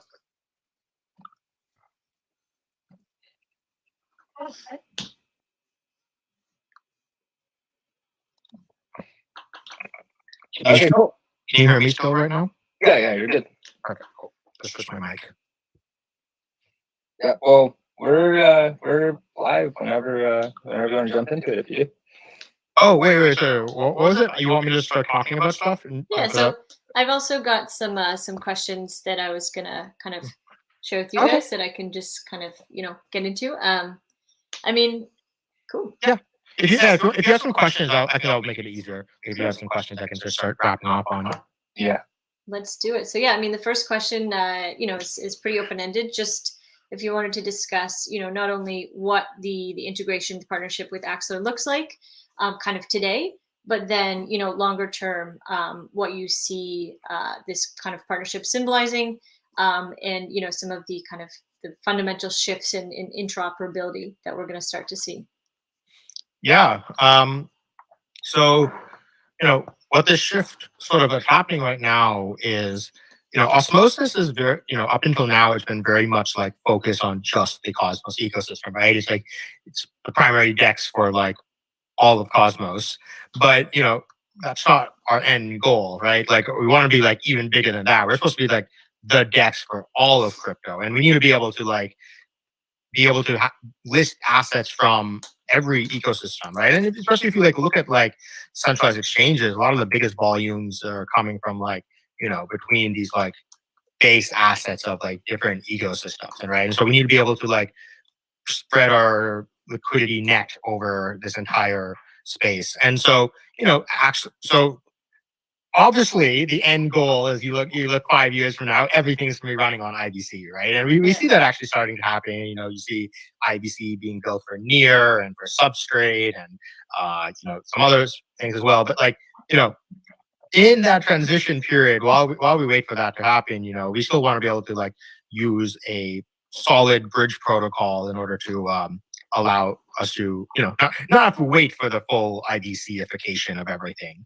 And so, we spent a lot of time earlier this year, back in like February, March, of like, we had this like sort of on-chain town hall process where like we just selected a canonical bridge provider. Because one of the things that we kind of like thought with Osmosis is like, we don't want to we want to make sure that there's like, instead of like, there's all these bridge projects coming around right now. It's like sort of the hot thing of 2021 is like and early 2022 of like all these new bridge projects. And it's like, you could try to support all of them, but I think what's more important is to like pick one that's like secure and then you can integrate really well with. And like, you want that UX, our goal with Osmosis has always been the to show that the UX of multi-chain can be like as good as the UX of a single chain. And we do a lot of that with IBC, but we want to make sure that any bridge provider that we work with can also like, we want to have these like deeper integrations that we can have that UX feel very seamless. And so, after this long process, we kind of ended up selecting between a number of providers, and we ended up picking Axelar because, from a combination of many reasons, from like a product side, team side, security perspective side. And so, we ended up integrating with Axelar very closely. And so they're kind of the canonical EVM bridge provider for Osmosis right now. So if you go on Osmosis today, actually, I think 3 of the top 5 most like biggest assets on Osmosis by liquidity are like ETH, WBTC, and USDC, all coming from via Axelar. So it's very clear that this like partnership has been very successful. It's on both sides, and like growing Osmosis and sort of being this like first major customer for Axelar. Awesome. So, I mean, 2 questions. One that we kind of, I guess, just so that everyone, tuning in is on the same page. When you say canonical bridge, what does that mean? I think some people get confused with canonical bridges versus just, kind of the term bridges that you hear a lot. So what is canonical bridge? What does that actually mean? Yeah, canonical bridge means that what it is, a token that's issued natively on one chain. When you bridge it over like 2 different bridges, right? They're different assets on the destination chain. So let's say you have ETH on Ethereum. There's only one ETH on Ethereum. But when you bridge it over, let's say 2 different bridges, let's say you bridge it via Axelar, and then you bridge it via Swift chain, or let's say Nomad, right? You bridge it via these 2 different protocols. They actually are 2 different assets on Osmosis, and they're not fungible with each other, right? It's like one ETH via Axelar is different than one ETH via Nomad. And because of this, it's confusing where like there's 2 big things we have to deal with here. One is on the liquidity side. We want to like build up deep liquidity for these assets. And if you have like, in this case, example, there's 2 types of ETH I'm saying, but let's say you have like 5, 6 bridge providers, which is how many we had competing. You're gonna have like 5 or 6 versions of ETH on Osmosis, and it will just be like confusing. Your liquidity will get fragmented between them. And also, more importantly, from a UX perspective, it's going to be like, oh, which version of ETH should I be buying here? And, a lot of like these dexes and protocols and other chains have like, they use these like suffixes. They'll be like, or prefixes. They'll be like, this is Axel ETH and Grab ETH and Nomad ETH and Wormhole ETH. And it's just like, that's not, if you go on Coinbase, right? For Osmosis, our goal has always been like, we want to be like the first entry point for like new users to crypto. And so which is what Coinbase kind of has that market right now. And the UX is really good, right? You go on Coinbase, you don't have like 10 types of ETH. It's very clear to like new users, like, okay, you're here to buy Bitcoin or ETH. Okay, here's what you buy. And so that's what I mean by canonical bridge, where it's like, hey, let's pick one version that we can have be canonical. That's like, okay, we're going to label this one as ETH, not so the ETH that comes over by Axelar, it's not like ETH.Axel or Axel ETH or something. On the Osmosis UI, it just says ETH. And I think that's really what we mean from the canonical, what it means to be canonical. And then also we spend a lot more of our development resources making the UX really good for it. So it should be live within the next week or so, where our native bridge integration. So currently on Osmosis, if you want to deposit ETH, like you click it and it opens up the satellite page by the Axelar team. It's just, it's a nice site and all, but it kind of being like sent out of the Osmosis site, it kind of like breaks you from that experience of using Osmosis. And so we have this big bridge integration right now that's going to be launched on the front end, where like you never actually leave the Osmosis site. Similar to how on IBC you don't leave Osmosis site, it'll be like that for Axelar as well. And so, but that takes a lot of development effort. And doing that for like 6 different bridges is a lot of development effort. When instead that we, by picking a canonical one, we're able to say, hey, we're gonna, make sure this one works really well and seamlessly. All right, awesome. So thank you for that description. So I know you mentioned, user experience a lot, and with Axelar, that's kind of one of our, huge focuses, right? Is how do we give developers the tools to be able to create dApps, DEXs, exchanges, whatever they want, and pass on that really seamless user experience to the front end and keep all of kind of the bridging, the connection under the hood. So, I know you said kind of creating user experiences that are, multi-chain, that are as seamless as, as kind of one chain experiences. But I think also, as a whole, if we really want, this mass adoption that we all kind of talk about, I think we also need to offer, experiences analogous to Web 2, user experiences, right? Because people who are new to crypto, when you have to go to this exchange to, then this exchange and, swap it on this wallet and hold, and, it just gets crazy, even for, the seasoned DeFi degens, it's super confusing. So I guess, for Osmosis, what is your ethos in terms of like user experience, in terms of, like you said, kind of keeping things all in one spot while still offering interoperability and access to outside chains? And then, how are you guys building that out?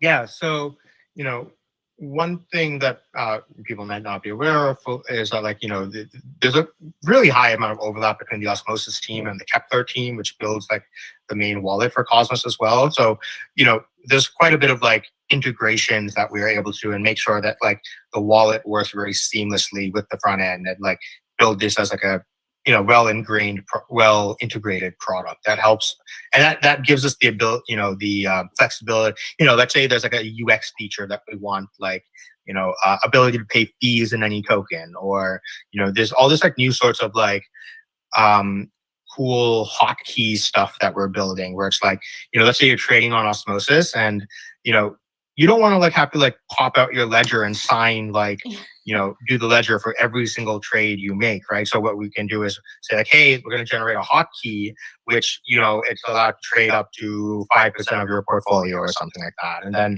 that way you don't have to like keep popping out your ledger every single time. And so, but we're able to do that kind of stuff with like, making sure this is well integrated into the wallet. And yeah, and then, even with like with Axelar, what we mentioned was, one of the things we're building with Axelar right now is so Osmosis today feels like a centralized exchange, where in the sense that like you deposit assets, you trade on it, and then you withdraw assets, which is nice and cool. But there's a big market for that, obviously. But there's also, I think, a demand for like something more like Shapeshift, where like the old original Shapeshift product, which was like, hey, I have Bitcoin on the Bitcoin blockchain, I want Litecoin on the Litecoin blockchain, right? And like, how do I do that in like one click, send the Bitcoin and then I receive Litecoin, right? And so we have the same thing where, we're building a joint product with Axelar to basically make it so you can be like, hey, I have ETH on Ethereum and I want AVAX on Avalanche. Let's say the user doesn't even have an Osmosis account. Maybe they don't even have Kepler wallet installed. And how do we make that UX seamless? And so, we're doing this like sort of multi-hop. It'll one click, it'll do the bridging, the swap, and then the unbridging again. I was muted. Awesome.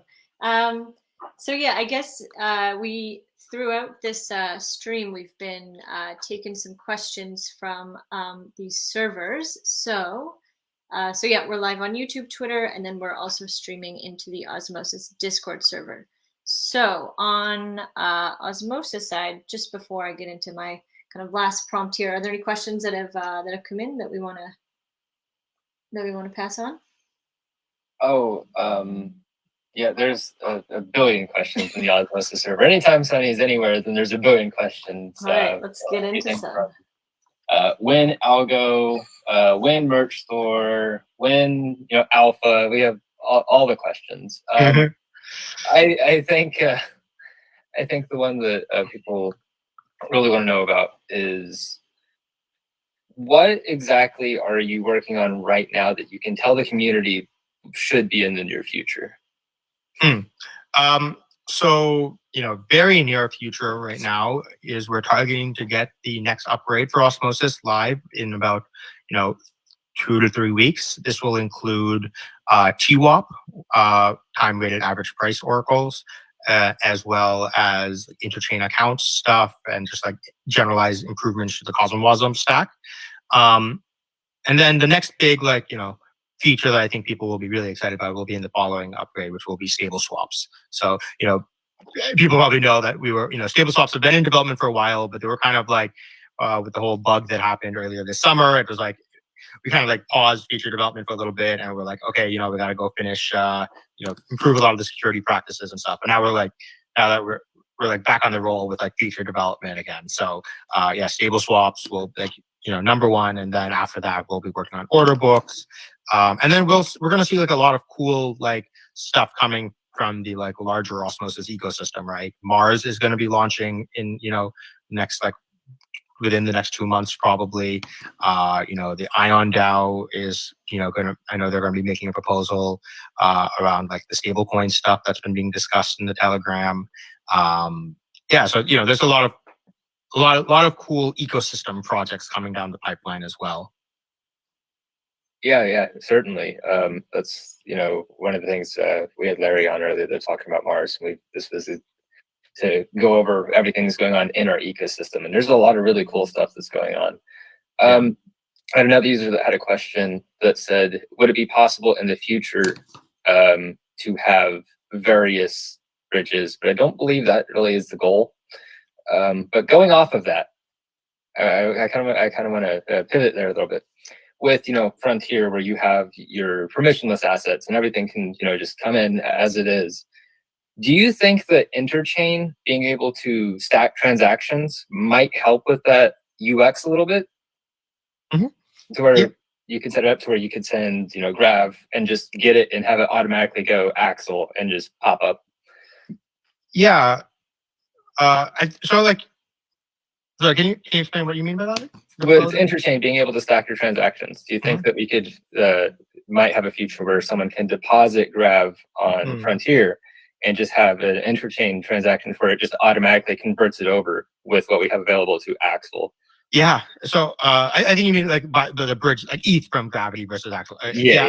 And I think for sure, I think that's stuff that's going to happen where, especially with like USDC, right? There's like different types of USDC out there, right? There's right now we're very much using the USDC from Ethereum, right? But what if someone has USDC that originated from Solana, or there's going to be Cosmos native USDC very soon as well, right?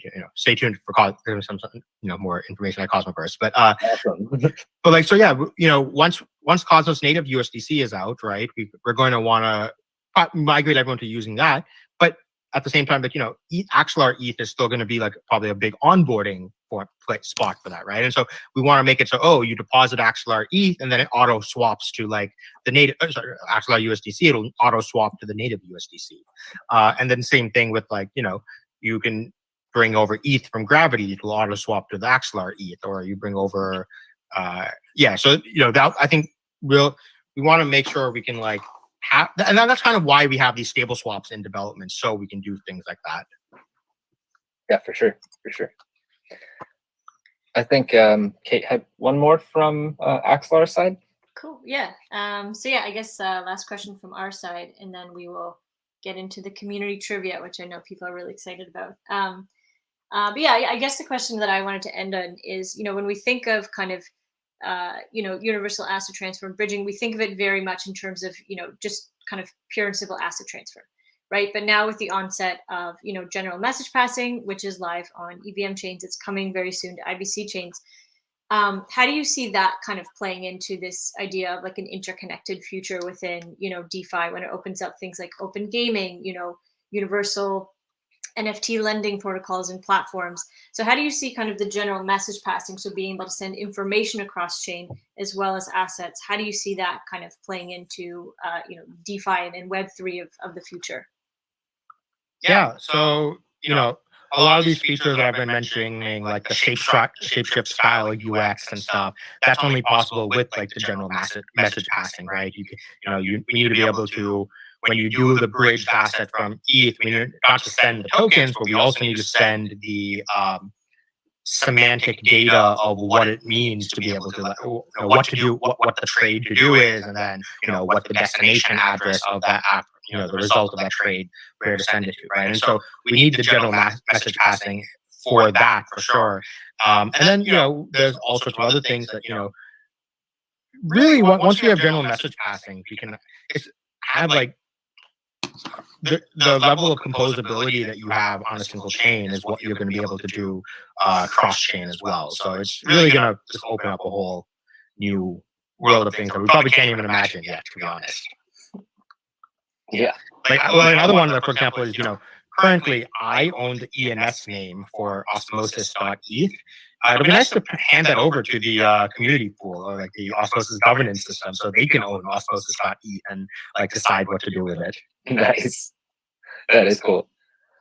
All right. Well, thank you so much for jumping on and chatting with us and chatting with the community and taking some questions. Really appreciate it. Yeah. Thank you so Thank you. much for joining.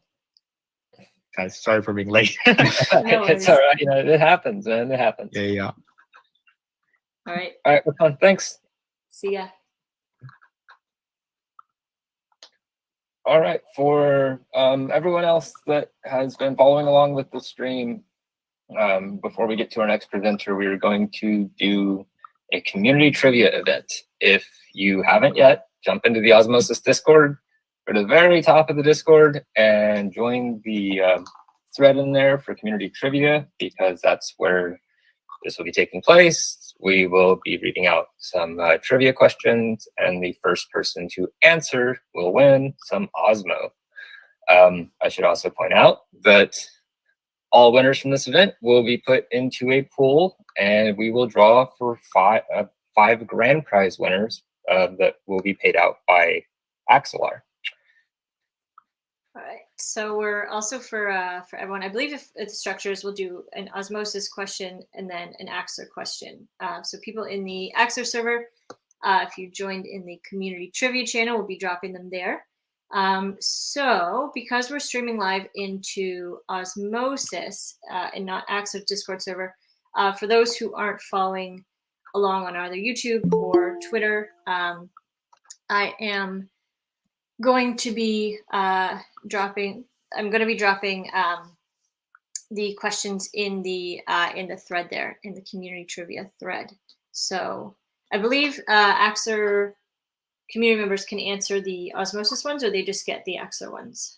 Oh no, they could answer both. Anyone's free to try to answer. Originally, we were going to do this simultaneously to both servers, but is your server able to hear everything so we can do that?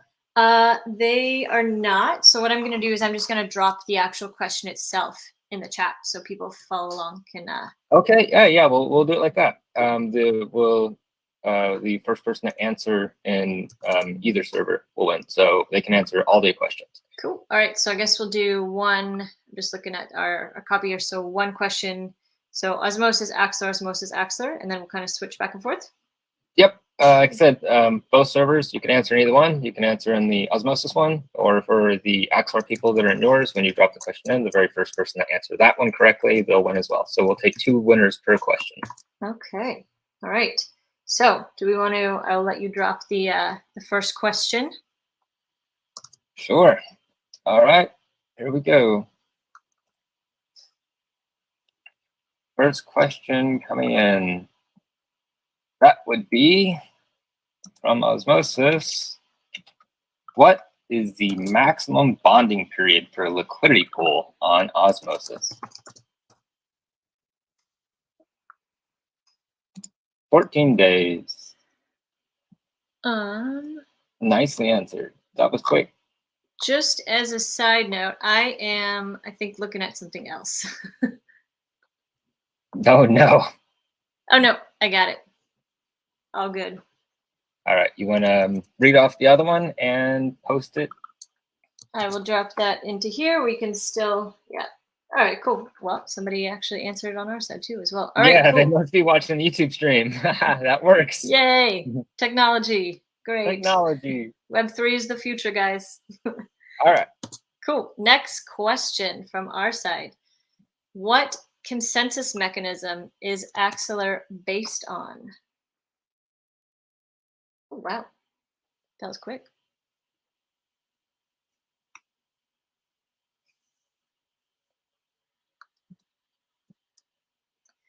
For everyone in the Axelar chat, there's one more letter that you guys are missing. So that again is, what consensus mechanism is Axelar based on? Oh, we don't have one yet in ours. Ah, all right, we got it.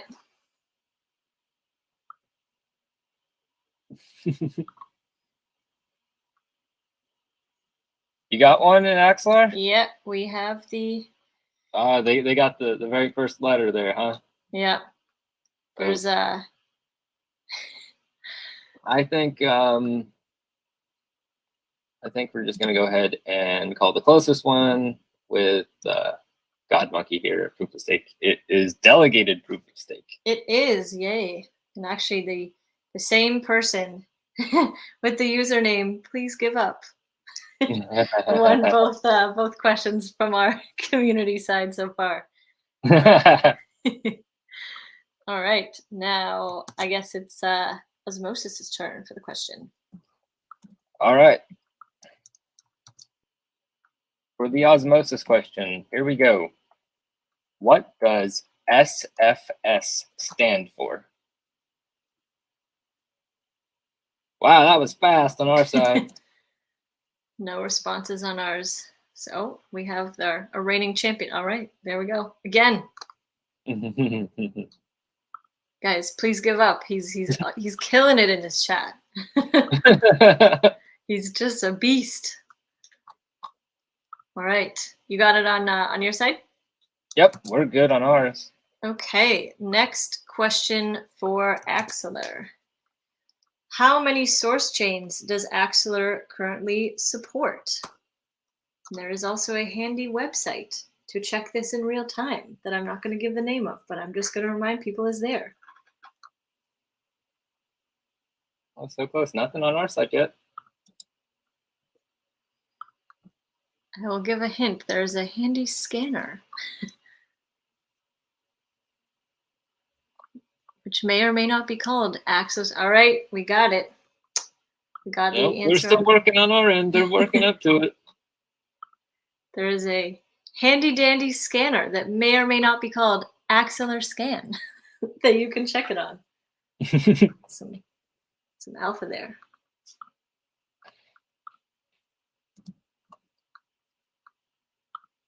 Oh. Hey, we finally got one. Yay. All right, the correct answer is 17. And yeah, if you visit axelarscan.io, there's a full list of all of the chains that we currently have supported. I'm glad that it was one of our moderators who got this, because let me tell you. All right, I will pass it off to Osmosis for the next question. Okay, for the one on osmosis, on Discord specifically, where can you find a reliable list of our real admins?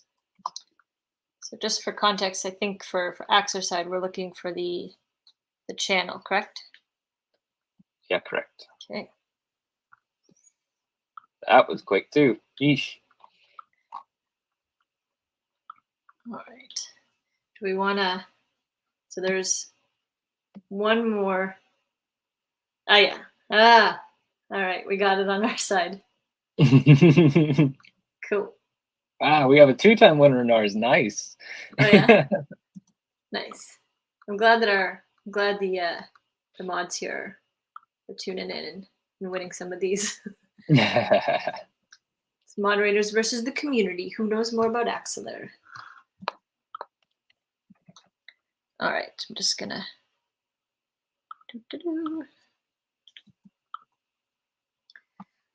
Okay. So I guess next question is Axelar. Can you guys still hear me, or am I a little bit lagging? You're good. Cool. All right.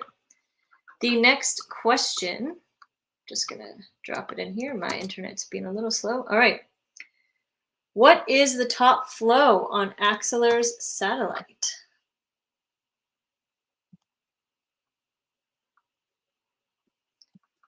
Gotta be more specific than that. Looking for the flow. Yeah, What, from where, and to where? yeah, exactly. This one's for all the DeFi degens out there. It's your time to shine.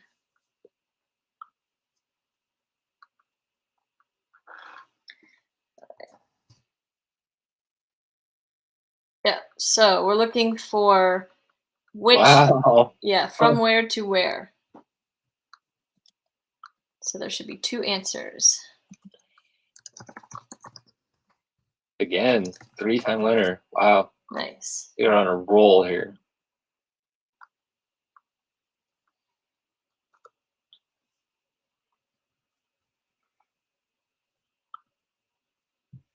So almost there. So ETH what?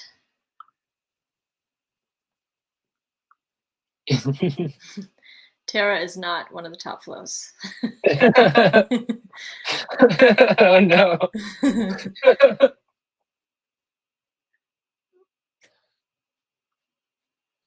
Oh yeah.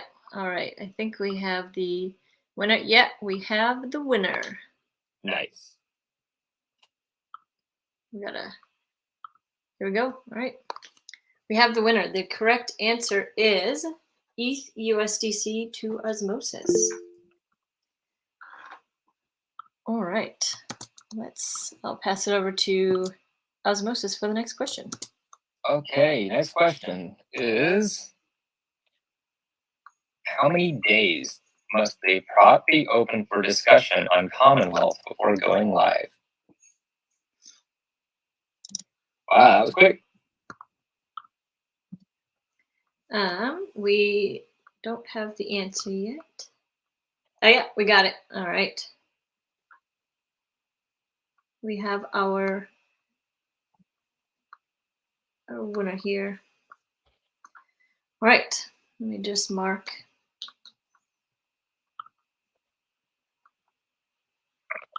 All right. Just gonna mark this down. Okay. Next question. Again, there's a handy dandy site to see this for anyone wondering. But the next question is, how many validators are live on Axelar's network currently? In the chat. Ooh, that was quick. We got one.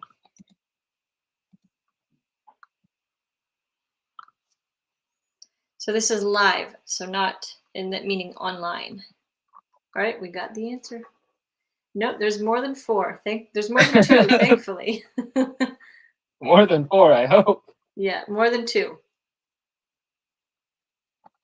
All right, yeah, we got the answer here. Yeah, for those following along, the correct answers are pinned.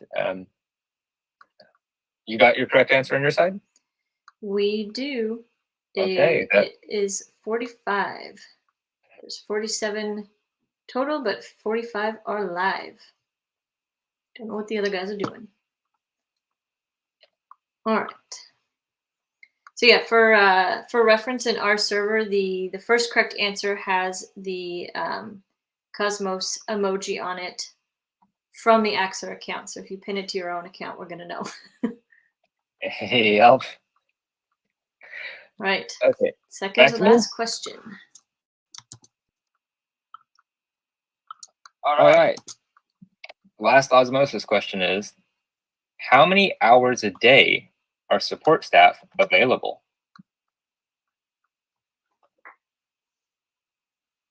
Wow. Another repeat winner. 24 hours. 24 hours. 12 hours. Someone thinks it's only 12 hours. Well, no. Why? What have I done to you? 242. Yeah, 27 hours a day. Of course, it feels like it sometimes. 28 hours a day. All right. And the last question here for Axelar is, let me just drop it in the chat here. This is a pretty easy one. And all right, what is Axelar's SDK built on? A little bit more specific. I messed up my pace on that one because I was doing 500 things. There we go. All right. Specifically, though, I mean, we need more specific than Cosmos. Golang, no. There's 2 words here. We're still looking for the right answer. Yep. I see the right answer in various forms, just not together. All right, here we go. We've got the right answer. Have you got it in your serve yet? Doesn't look like that exact terminology has been said yet. You know what? You got it backwards, but I'll give it to you. Again, God Monkey killing it over here. It's Cosmos Tenderment. I do respect the person who wrote "lol." I don't know. I wish I could give you points for that, but sadly I cannot. All right. So yeah, the correct answer is Cosmos Tendermint SDK is what Axelar's SDK is built on. All right. So I guess that comes to the end of this community games. This was community trivia. We actually have one more really fun game at the end of the stream. So we've got, I believe, 2 more presenters. Is that right? Yes, we've got a couple more presenters on the Osmosis side. And after our next 2 presenters, we have one more fun game to play with the community. So that'll be happening on the Osmosis Discord server. So we've dropped the links to their server. It's also in the live event at the top of our server to go join their Discord. And we're going to be playing a game of Password. So you'll have more opportunities to win some cool prizes. Yep, that we will. All right, and thanks everyone who tuned in and played from our end. I'm waiting for, we need one more person to join, I believe, on our end. Oh, no, we're good. I think we have everyone here for our next presentation. All right. So, who is up next? Up next for Osmosis is Composable. Composable has been working in this space for quite a few months now, and they have some really exciting stuff coming up. So, Composable, when you're ready, go ahead. Hey guys. So I'm gonna go ahead and share my screen and start my presentation.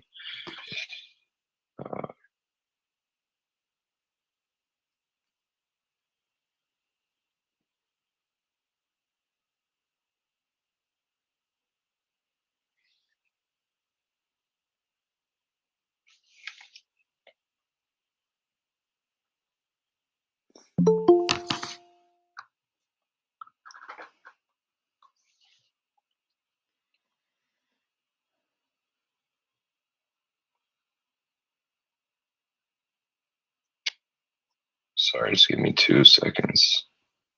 Oh, no worries, you're fine.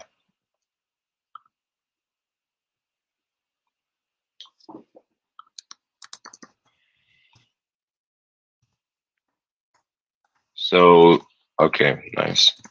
So the title of my presentation is IBC enabled parachains, but definitely going to be presenting about a lot more than just that. Obviously, we've been speaking a lot about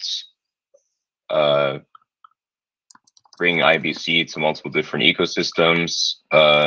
Yesterday, we actually released a tweet about Polkadot parachains communicating using IBC. So we have a lot of stuff to show for how that's going to be enabled beyond the Polkadot ecosystem and what that actually means and why we're doing that.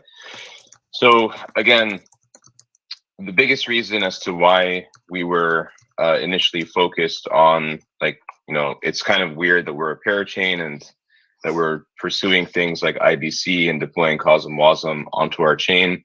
But the main reason for this is because when we were putting down, thinking about, you know, what's the actual future of dApp development, we believe that it really is trying to create, you know, genuinely ecosystem agnostic applications that users can interact with without actually understanding what's going on underneath. And so as we started thinking about, why use IBC, we ended up sort of like thinking about this sort of overall stack for how this could be accomplished. And so, Xcvm is our sort of developer interface that allows for different cross-chain messaging to be orchestrated for one specific intention.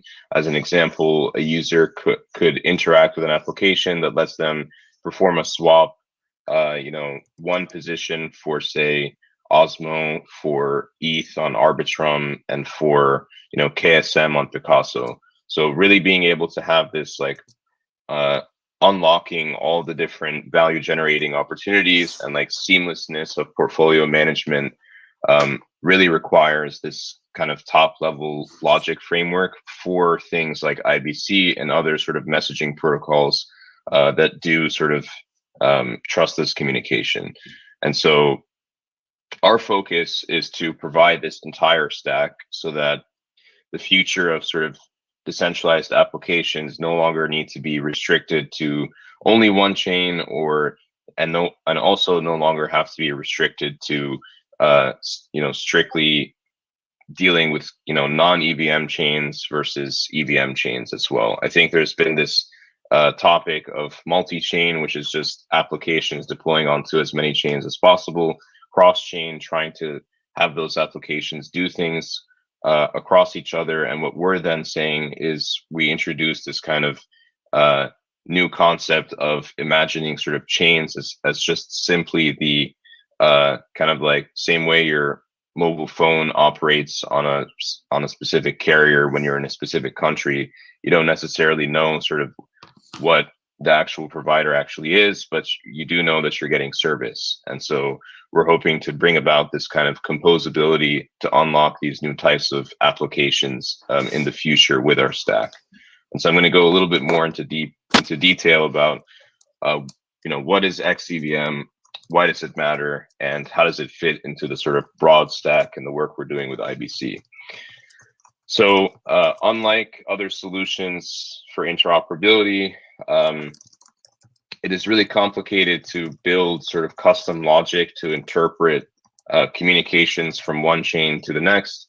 Also, if you're, for instance, using Xcvm in the Polkadot ecosystem and then IBC for other interactions, or for instance, using Axelar as a cross-chain messaging framework for one piece of your dApp, but another cross-chain messaging framework for another piece of your application, being able to write the smart contracts necessary to interpret all this different information and then be able to orchestrate it in a way that's simple for the user to interact with is incredibly complicated. And that's kind of been the typical framework for developing applications cross-chain.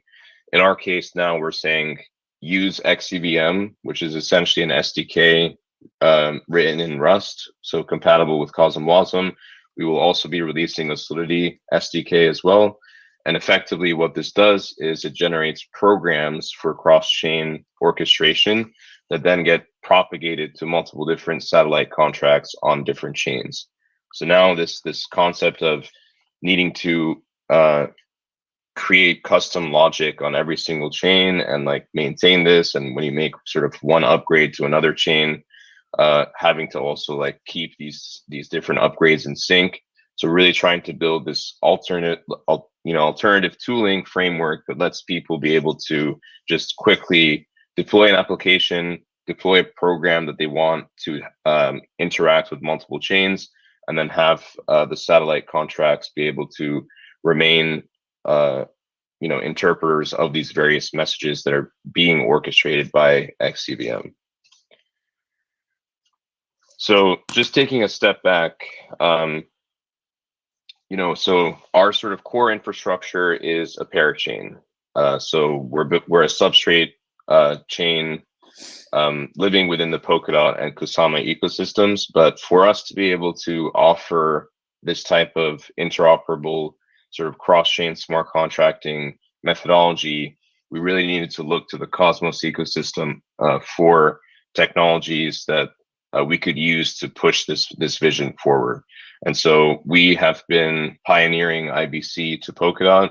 We showed yesterday 2 parachains speaking to each other utilizing IBC. We also are the first place where CosmWasm is being deployed in a non-Cosmos context. So you'll be able to deploy CosmWasm smart contracts on our chain in the Polkadot ecosystem, and at the same time also interact with IBC. We're also bringing IBC to Near, Polygon, ETH2, and sort of have a pretty significant roadmap, really investing a lot of our time and energy into extending IBC, as much as it can sort of be extended to other ecosystems.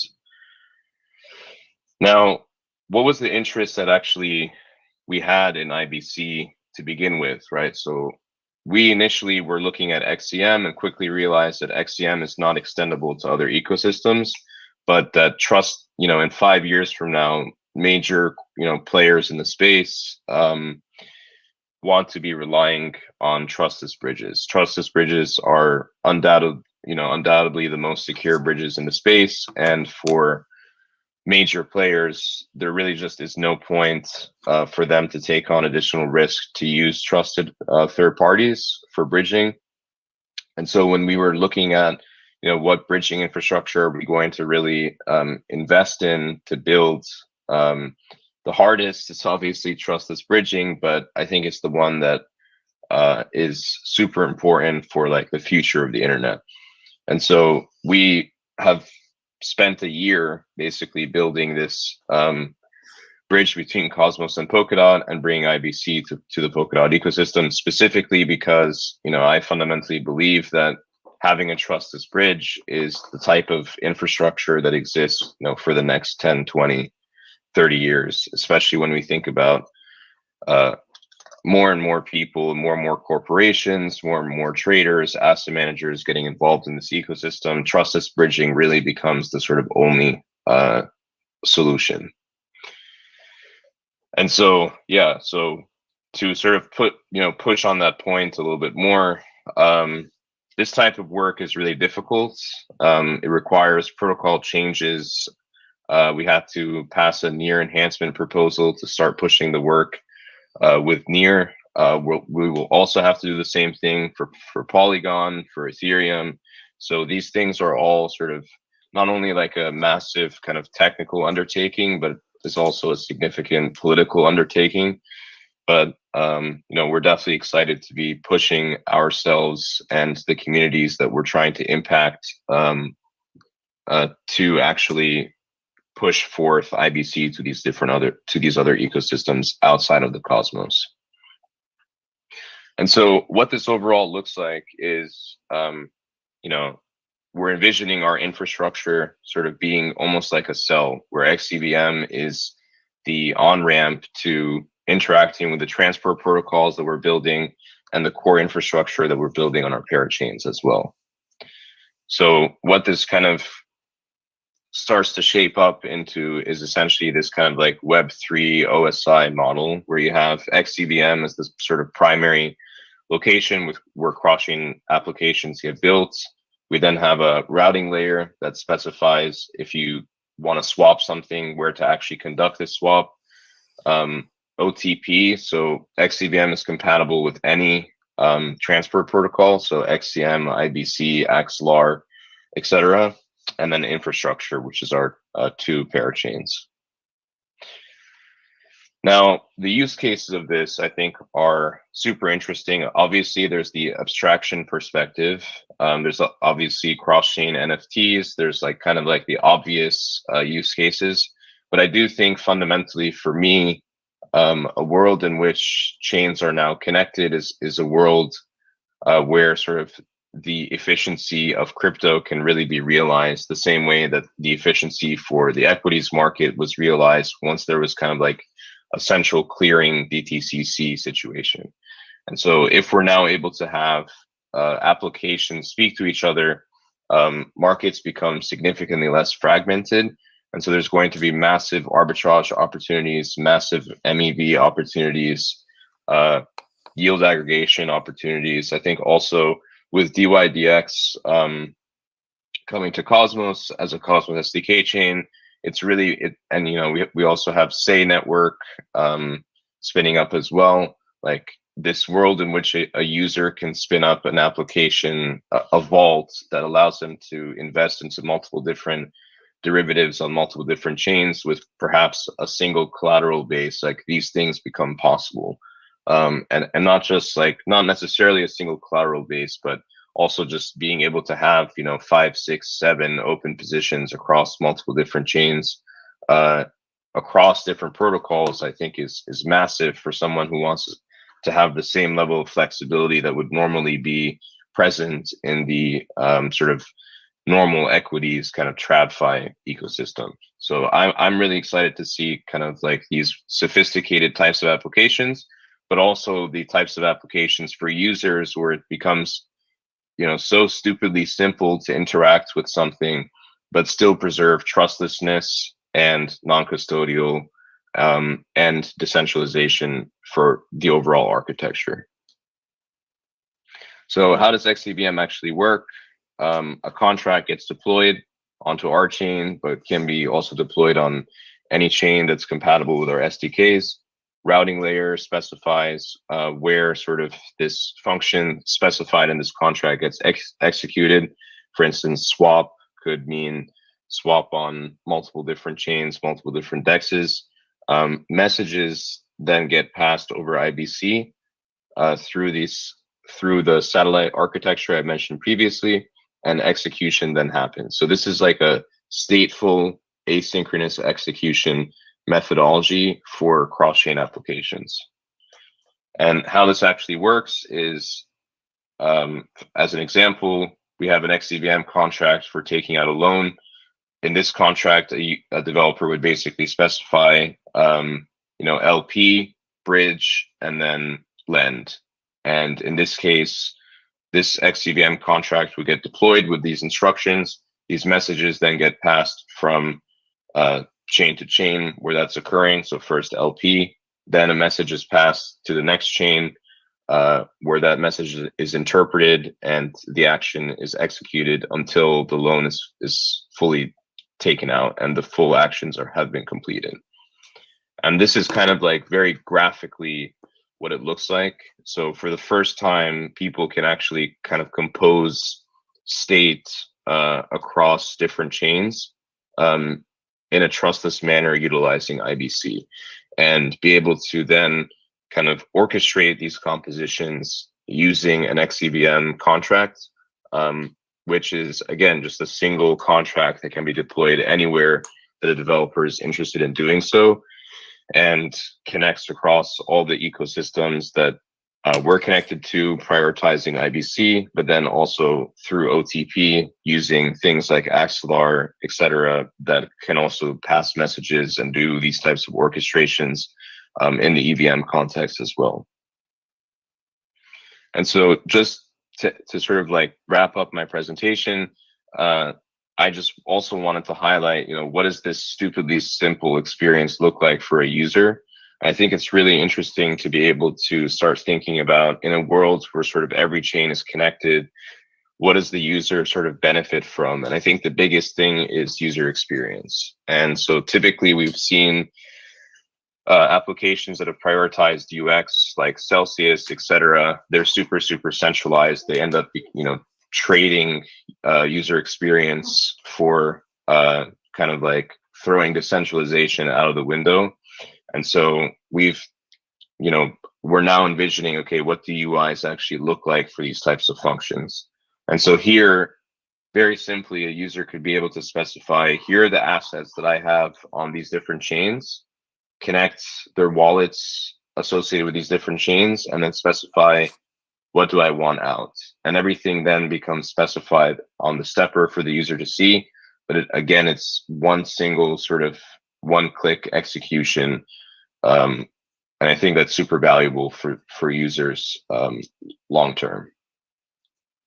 And to visualize this, we then, of course, had to build this kind of sexy stepper that lets people be able to see what's actually happening to their asset flow, where are their funds at any current moment. And of course, these things need to then link into different Etherscan, MintScan, Polkadot.js, Subscan. So we're going to actually open source a lot of these UI components so that developers can be able to actually build these types of really nice front ends without having to do all this legwork. This is also like pretty complicated from a front end perspective, from an integrations perspective. So we're also building sort of Xcvm.js to really help a front end developer be able to interact with all these different chains. So with that, just wanted to thank you guys for having me. I'm super excited about bringing IBC to as many ecosystems as possible, and really hoping that developers from this ecosystem and from the various ecosystems we connect to can start using Xcvm to build truly trustless and interoperable applications.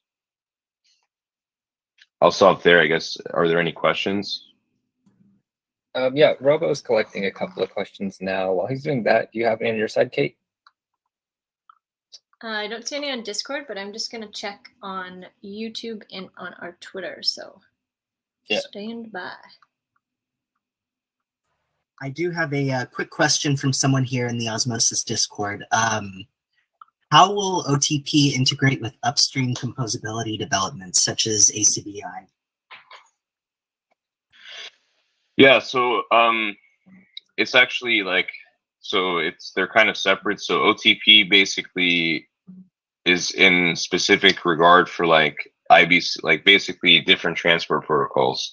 So IBC, Xcvm, Axelar, Layer 0, like we made this protocol sort of agnostic to the transport protocol. So ABCI is like a kind of different, that's specific to the Cosmos SDK, but in this case, like OTP really is just describing, okay, if you want to use IBC, you can. If you want to use Xcvm, you can. If you want to use Axelar or any other sort of EVM-based kind of general message passing framework, you can as well. Okay, great. And I think he clarified his question here a little bit. How will interchain accounts integrate with Xcvm? Yeah, this is a great question. So you can imagine sort of interchain accounts as being a subset of all the things that Xcvm can do. So interchain accounts is limited by being able to, first of all, like it's specific to one specific functionality, and you can only do it from one chain to another chain at one time. So imagine then taking 6 different interchain accounts, interactions, and building an application from that. That's essentially what Xcvm is. Wow, great, thank you. Awesome. Yep, thank you so much for coming by and giving this presentation. And I've had this request for every single presentation that's been here. Is there a place where users can see the slide that you put together so they could go through it later, and more easily break it down a little bit at a time? Yeah, I believe we'll post it on our Discord. So if you go to just the composable Discord, we'll have it pinned in the channel. We'll make it known in the general. Awesome. Thank you so much. Thanks for having me, guys.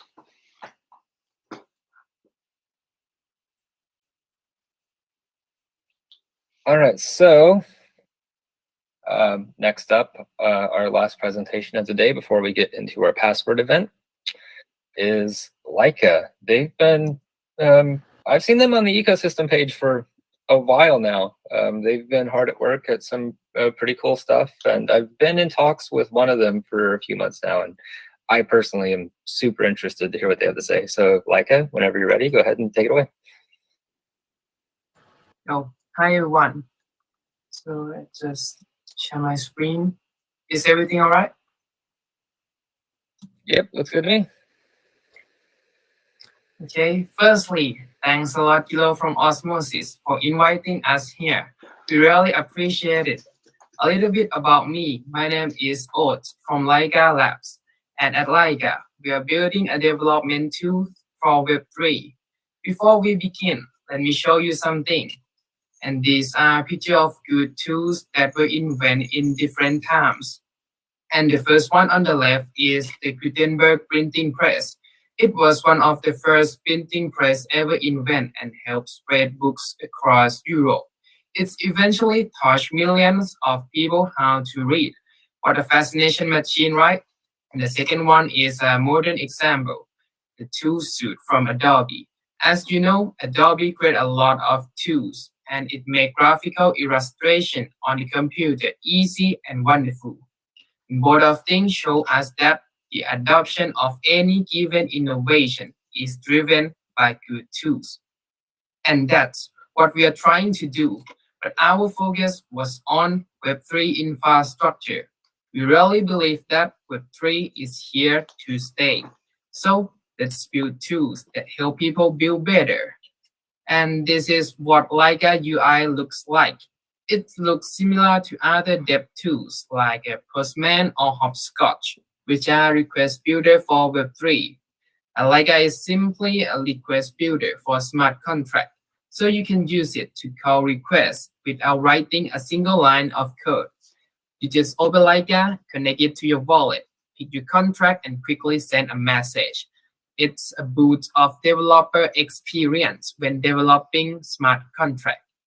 And right now, Leica is already support any EVM compatible chains, and we're expanding to support other Cosmos chains and focusing on Osmosis, because Osmosis ecosystem is growing very fast and has a lot of cool projects. So let me show you some development process. If you want to interact with smart contract in Osmosis, you have to set up something like if you use the command line of Osmosis D. Well, Osmosis D is a very good tool, but it takes your time to set up and use it. As you can see, you have to install, sync the network, set up keys, and after that, write the command that you want. So compared to that, when you use Leica, it is way easier. You just open interchain.getleica.app in your browser and connect to that website by using Kepler Wallet. You don't have to set up any key or network because we will pull it from Kepler. And after that, you are good to go to interact with as many smart contracts as you want without writing a single line of code. Before we go into the demo, let's see the example contract that we will use in the demo session. And this contract name is a Leica test contract. Its a function is counting number. So we can query some data from it. The first one is the name of this contract, and the next one is the count variable, which contains the number of counts in the contract. And the last one is the count detail. And in this function, we show the count number and last update detail of this contract. And we can execute some function which are increment to increase the count value, and reset function to set the count value to what number that we want. A very simple contract, right? Okay, and for the smooth demo, I have recorded a video using a basic feature of Leica. So let's take a look. The first time you enter Leica, you are not going to see a lot of things. You are going to see something similar to this one. As I told you, Leica was a request builder. You are going to see something that was on the left side, and this is what we call the collection pane, which is where the collection of the requests that we want to make is. As I told you, we have a smart contract for this section called the Leica test contract, which is simply acting as counter.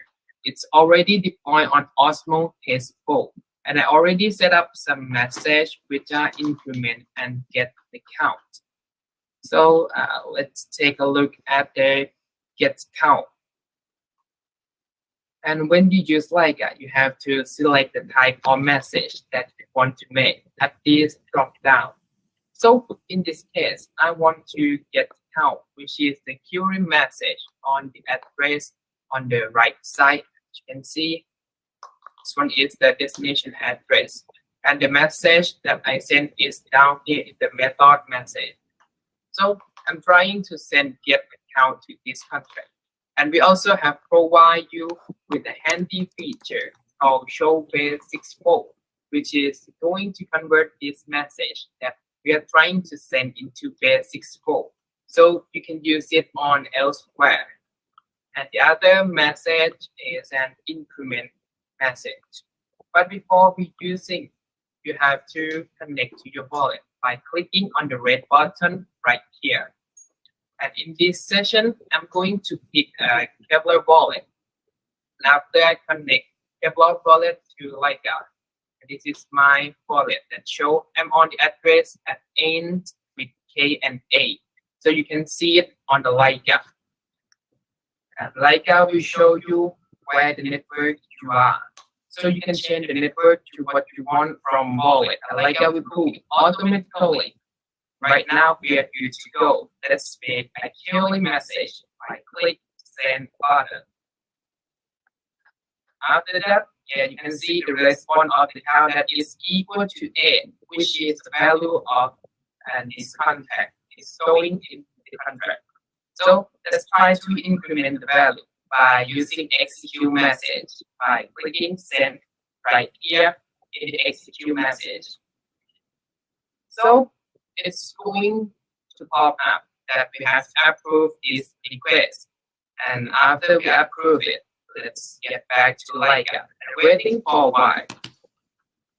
And after it finishes, it will return the response. So you can see a lot of value that you can quickly debug your contract, such as block high, gas use, a lot of these requests, a lot of things. And you see, I just increment the value of this contract. So let's check by using the get count message by just click the same here. And you can see that the value of the count is to change to 9. All right, and this is what basically what Leica looks like.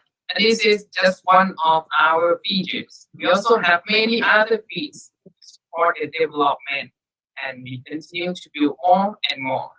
And actually, we have been launching for a while. And I want to quickly show you the feedback from our early users, at least to convince you guys a little bit more to use Leica.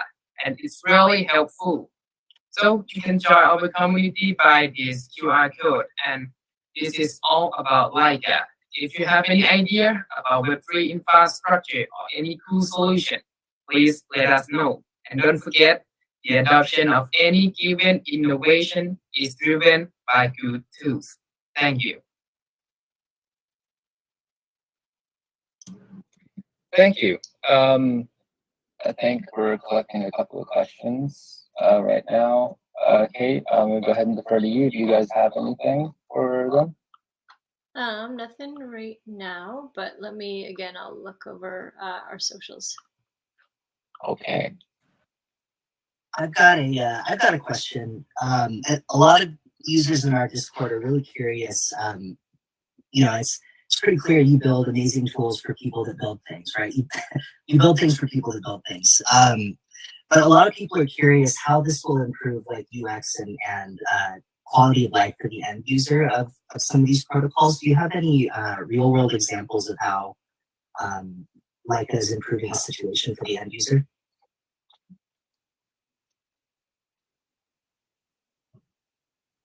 You mean our user in real life, right? Yeah, he's saying from a non-developer standpoint, how could just a general user benefit from this?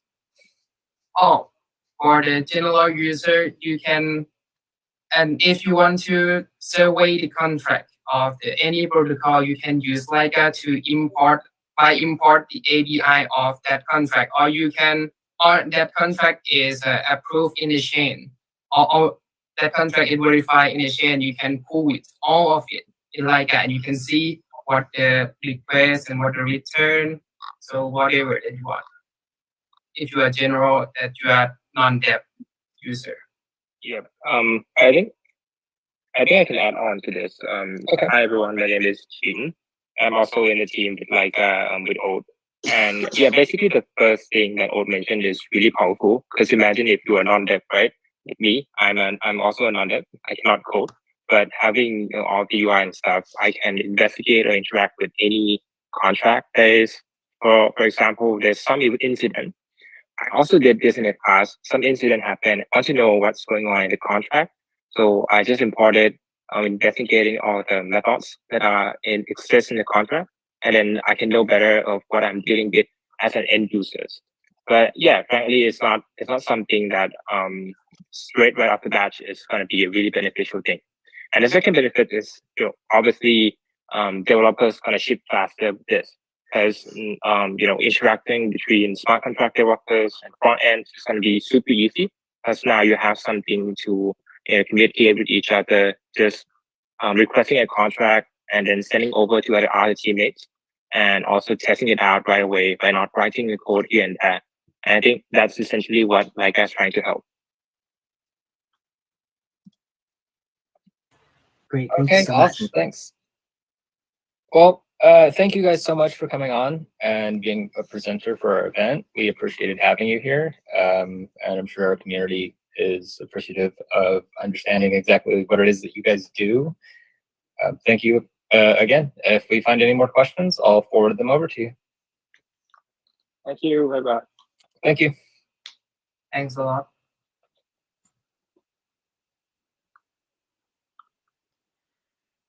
All right. Okay. I guess that concludes our speakers for today's event. Yep, we have one more event left. This is the password event. We will be playing it in the Osmosis Discord server. Please make your way to the password thread. Again, top of the server. And as a reminder, if you haven't yet, at the very top channel on the server, please, if you haven't, click on the link for the Google form, fill it out so you can be put in the NFT drawing. I'm going to go ahead and pull up our password questions here. Now, for anyone that hasn't played or doesn't know how it works, how this is going to work is we will pull a member from the audience, and we're going to play a game where we will try to describe a word. And we cannot say that word or part of that word. And our job is to get you to actually tell us what the word we're describing is. You'll have 60 seconds. Winners of this event will be paid 10 Osmo, and they'll be put into the grand prize drawing. Losers of this event, the people that unfortunately don't make it within the 60 seconds, you'll be paid 5 Osmo just for playing, but you won't make it into the grand prize drawing. So give me just a moment while I get this set up here. Oh, snowy. Closing the door.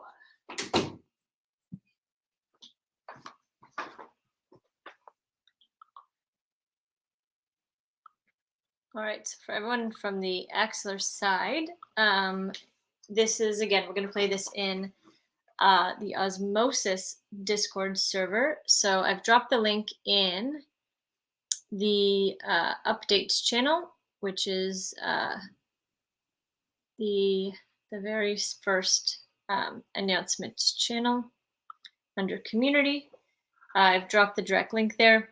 I'm also going to drop it in the community trivia channel just in case anyone is kind of stranded there. But yeah, again, we're going to be playing it on the Osmosis Discord and not on Axelar's.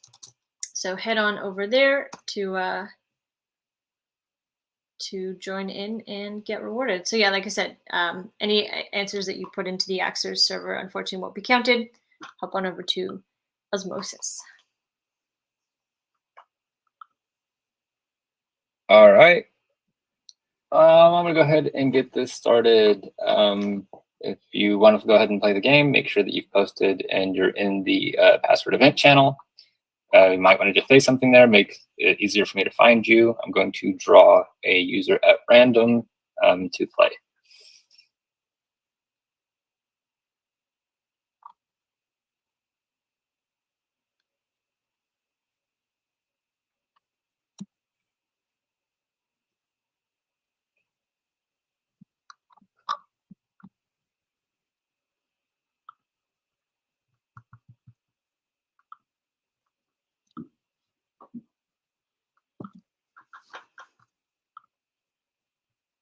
Okay, let's see.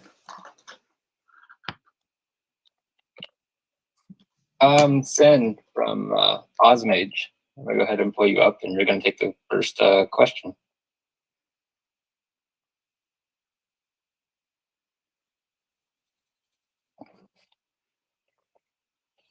All right, Sin. Here you go.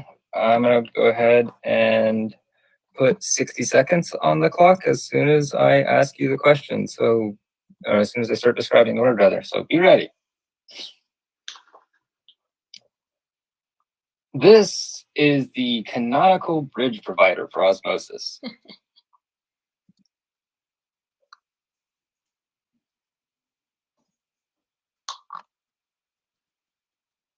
Yep, you got it in time. That'd be your pin Osmo to Sin, and we'll put him in the drawing. All right, Kate, it's your turn. We're still looking for former winners of this event. You do not have to go in order on your list, Kate. You can pick whatever word you want out of that list. Okay. All right. We gotta draw a person. Who do we want to draw? You want me to draw for you, or do you want to draw a person? So can I just pick someone in the chat at random? Yeah, someone in the chat at random, as long as they're here. All right. Let's go with all right. Boris. Oh, is that is he an Oh yeah. Hang on, I'll tag him here. Boris, let's go. Oh, he's here. all right. You're up. I'm gonna make it, pretty not super easy, but easy enough that you guys I have faith in you. All right. No bathroom breaks this time. Yeah, All right. This is okay, let me pick one. Okay, here we go. So there's kind of two kinds of assets. These are the kind that Axelar is able to route. So there's wrapped assets, and what is the other kind of asset?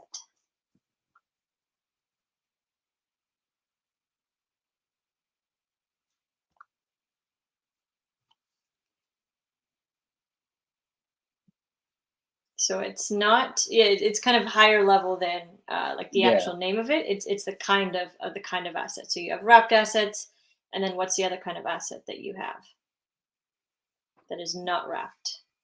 This is a kind of asset that you would send with a mint and burn flow. Stove assets. That's not correct. There we go. Yeah, native. That is correct. So you have wrapped assets. You have native assets. You got it. Good job, Boris. You're just in the nick of time too.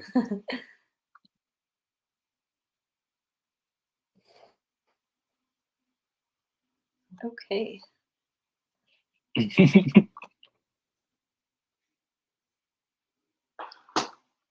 All right. That's two. I'm gonna go ahead and pull one.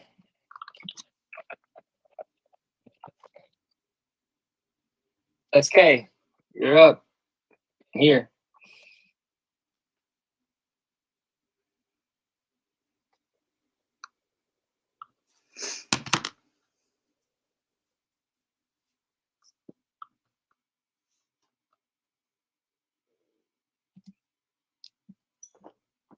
Okay, SSK, I will try to help you out here. But you're up now.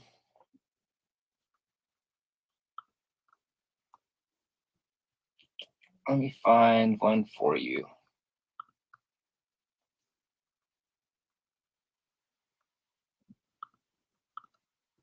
When you deposit assets into a pool, you are providing what?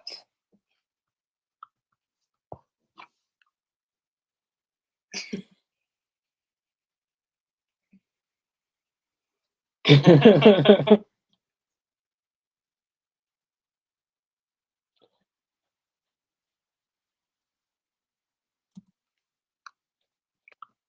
correct answer is not cheese. Just Trying to help It you is out. not chips and zip.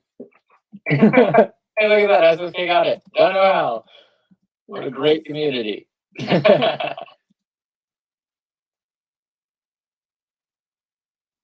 right. Guess I will. So we got it. We're good. Yeah, we're good. You Nice. can go on to the next one. Okay, so I'm gonna choose. I'm just scrolling. All right, God Monkey, you are on deck. Oh, God Monkey's time to shine. Let's go. All right, let me pick what I want to do here. Okay, this is a pretty easy one. So what is Axelar's first and only demo app?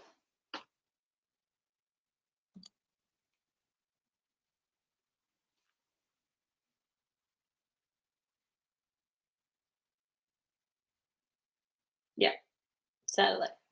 You got it.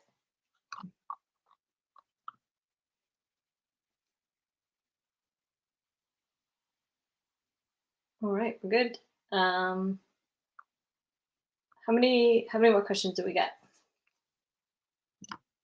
We're looking for one more winner. Cool. I'm going to draw another user. Let's see here.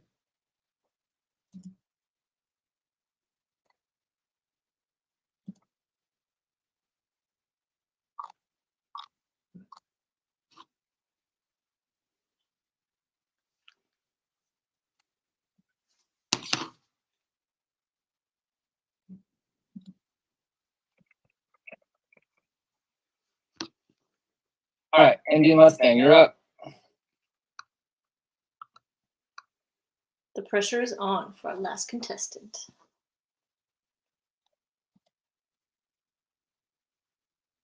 Pick Osmosis Wallet Bot. Yeah, pick the wallet bot. Wallet Bot, it's All your right. time to shine.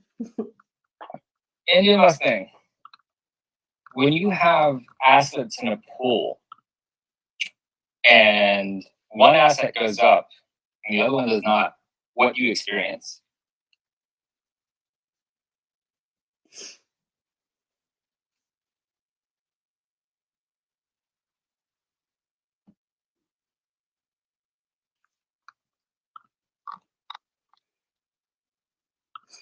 Sadness. Sad. Confusion. Indian Mustang hit? Yeah. Yep, we'll take it. Yeah, I see it. You know what? I think we can probably pull another couple because these went really fast. With really helpful community. So if you want to pull another one, Kate, you can. All right, I feel like we need music. We need like hype music, you know? Yeah. Some like Eye of the Tiger going. All right, let me see here. Okay. This one is a little bit of a oh yeah, I need to pick someone. All right, let me choose someone. Gonna pick someone based on nothing other than I'm just scrolling and stop scrolling. All right.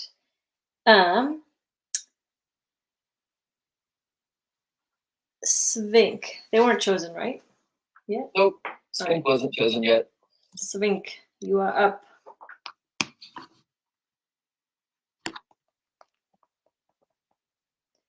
Okay.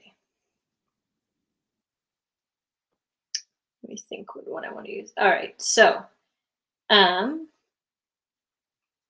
will start to describe this. So you can write either the acronym or the full name for it.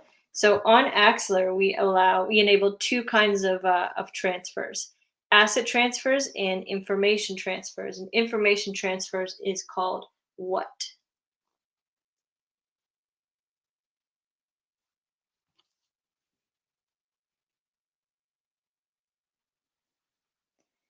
So when we're sending information across chains, right, calling smart contracts on different chains, sending things other than assets, what is this called?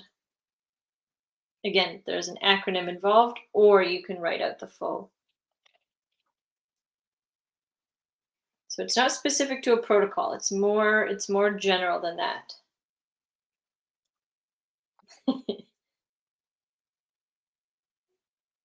Oh, I see it. Yep, I think that's time. It's time. Was somebody posted the right answer, but it wasn't the person. No, All right. Is that time? yeah, it's time. All right. The correct answer is GMP, general message passing. So you have asset transfer and information transfer is called general message passing. That was a tricky one. Yeah, that one was a rough one.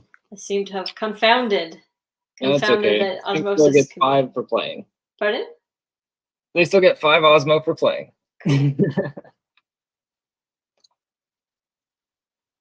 All right. Let's see here.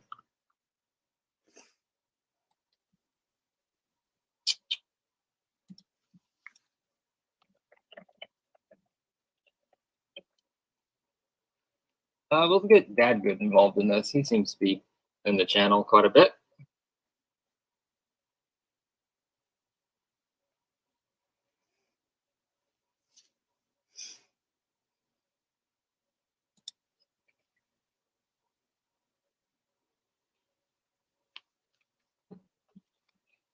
All right, here we go. This is what a lot of people call the time where your rewards are distributed.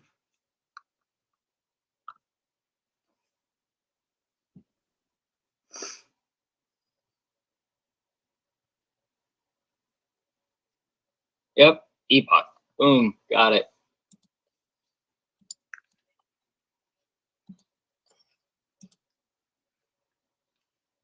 All right, Kate, go ahead and draw one more, and then I'll do one more on my side to close out. Okay. Let's see here. Have we chosen Kaka from Yield Moist yet? Not yet. All right, Yield Moist. It's your time to shine.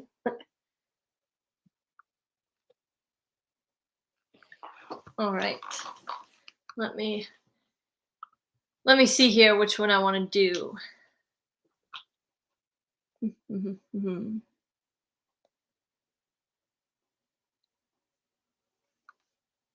Oh, I'm scared. You should be very scared. No, I'm kidding. Okay, I'll pick a pretty easy one. What is Axelar's mascot? We've just introduced him as our new team member. Robot thing. You know what? I'll give you that one because he doesn't have a name. They actually technically don't have a gender. So I'll give you it for robot thing.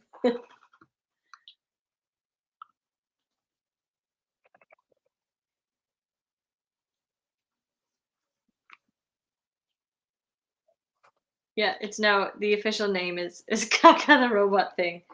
I'll let the team know. I'll let our designers, marketing, let Sergey know. We have a new name.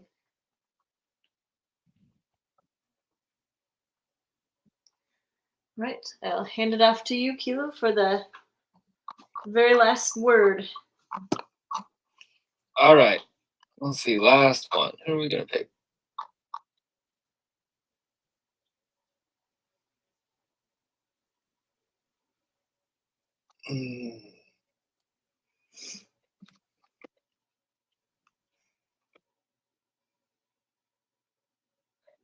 Let's take Cordus. Let's go.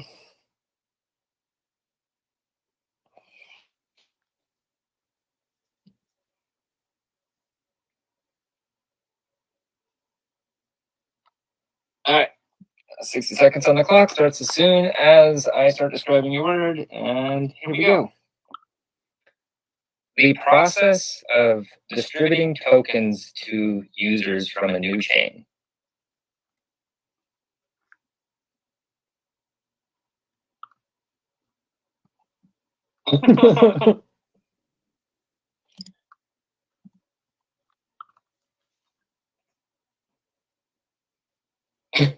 On Cortez, you got this. I believe in you.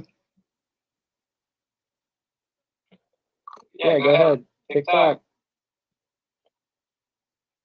I like whoever posted friendship.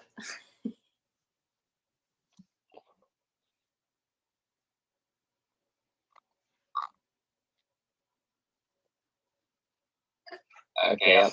I think that's time. I think the audience knew. I guess I'll draw one more. Cordyceps gets 5 Osmo for playing. Everyone else knew that was an airdrop.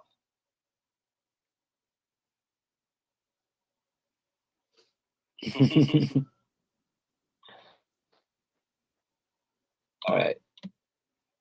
Time to redraw.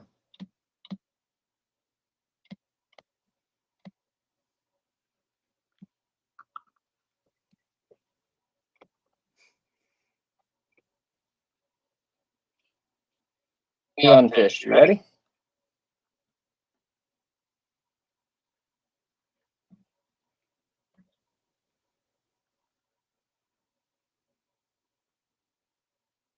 All right, here you go.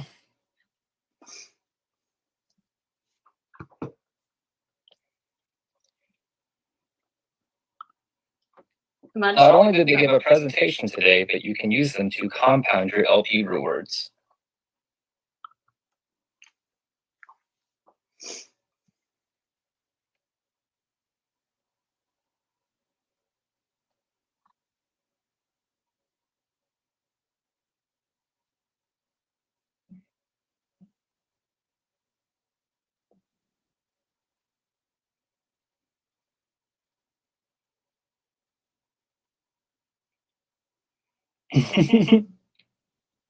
Uh-oh, have they said it yet? If they have, I might have missed it.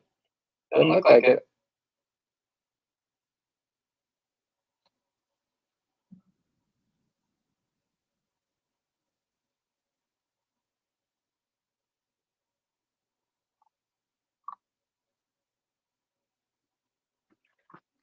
All right. Well, I believe that's time. Robo, if you could help me out. Were they able to say it in time? I don't see it. Yeah, I didn't see that either. Oh, well. 5 Osmo for playing. All right. Hopefully last redraw. We'll draw another one. Do you want to go or do you want me to draw someone? Oh, yeah, you can do the last one if you want. Go for it. All right. Let's see here. Let's do... just making sure they're not a... Yep, that would be a moderator.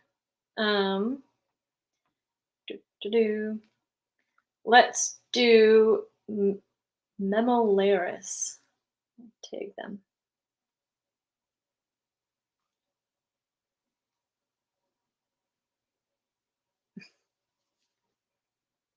All right. Ooh, got the thumbs up for the last of the day. Let me see here. All right, this is a little bit of a sneaky one. So this, I'm looking for the word. There have been a lot of hacks on these as of late, and this is actually something that Axelar gets called a lot, but that it's not. Technically, Satellite is an app version of this, but the Axelar network is much more than this. Oh, there we go. We got the right answer. That would be a bridge, because Axelar is not a bridge. It is a universal overlay network. It's a blockchain that connects blockchains. All right. I think we have plenty of winners now. All winners will be put into the grand prize drawing. We will have 5 grand prize winners out of everyone that won either trivia or password today. As far as everyone else, Robo, do you have any extra Osmo? Yeah, you know, I do. I have some left over. I guess we're going to have to rein it in off topic. Everyone can follow this link here. We'll go to off topic and you'll have some Osmo coming your way. And we'll put that in one more time.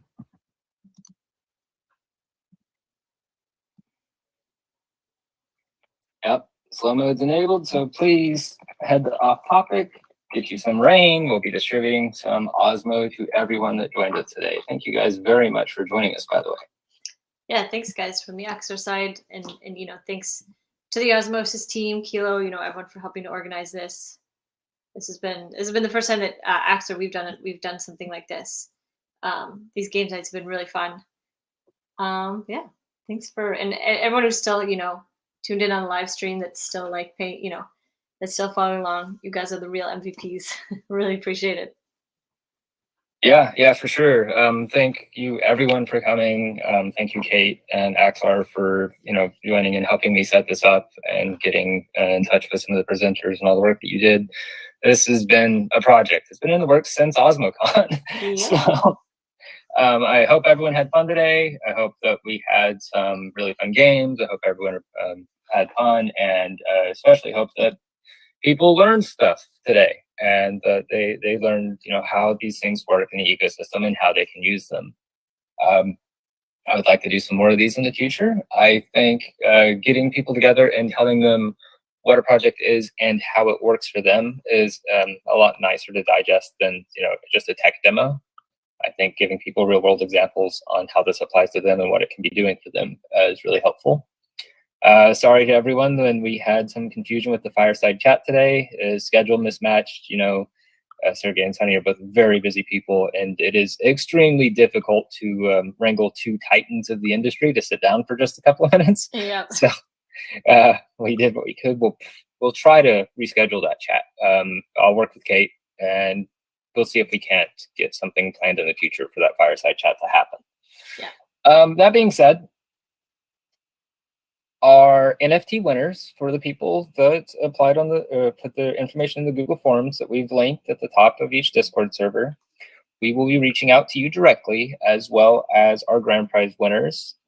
We will have to get all of the accounts together, all of the winners together. I will have to put them into a program to randomly draw from it. And when I do, Kate or somebody else from Axelar will reach out to you, because since they're paying you out in USDC, you will have to KYC through them. So it is what it is. But grand prize winners that are drawn will get $100 in USDC, so that's nice. Yay! And the NFT winners, I will announce in the Osmosis Discord once we have our winners drawn. Cool. And also for the people who played along in the community trivia on the Axelar server, we've noted down the winners. The first person who posted the correct answer, I will send that over to the Osmosis team. But make sure, head over to their server, be registered there, and then set up your wallet, I believe is the process. Awesome. Well, again, thank you everyone for joining us.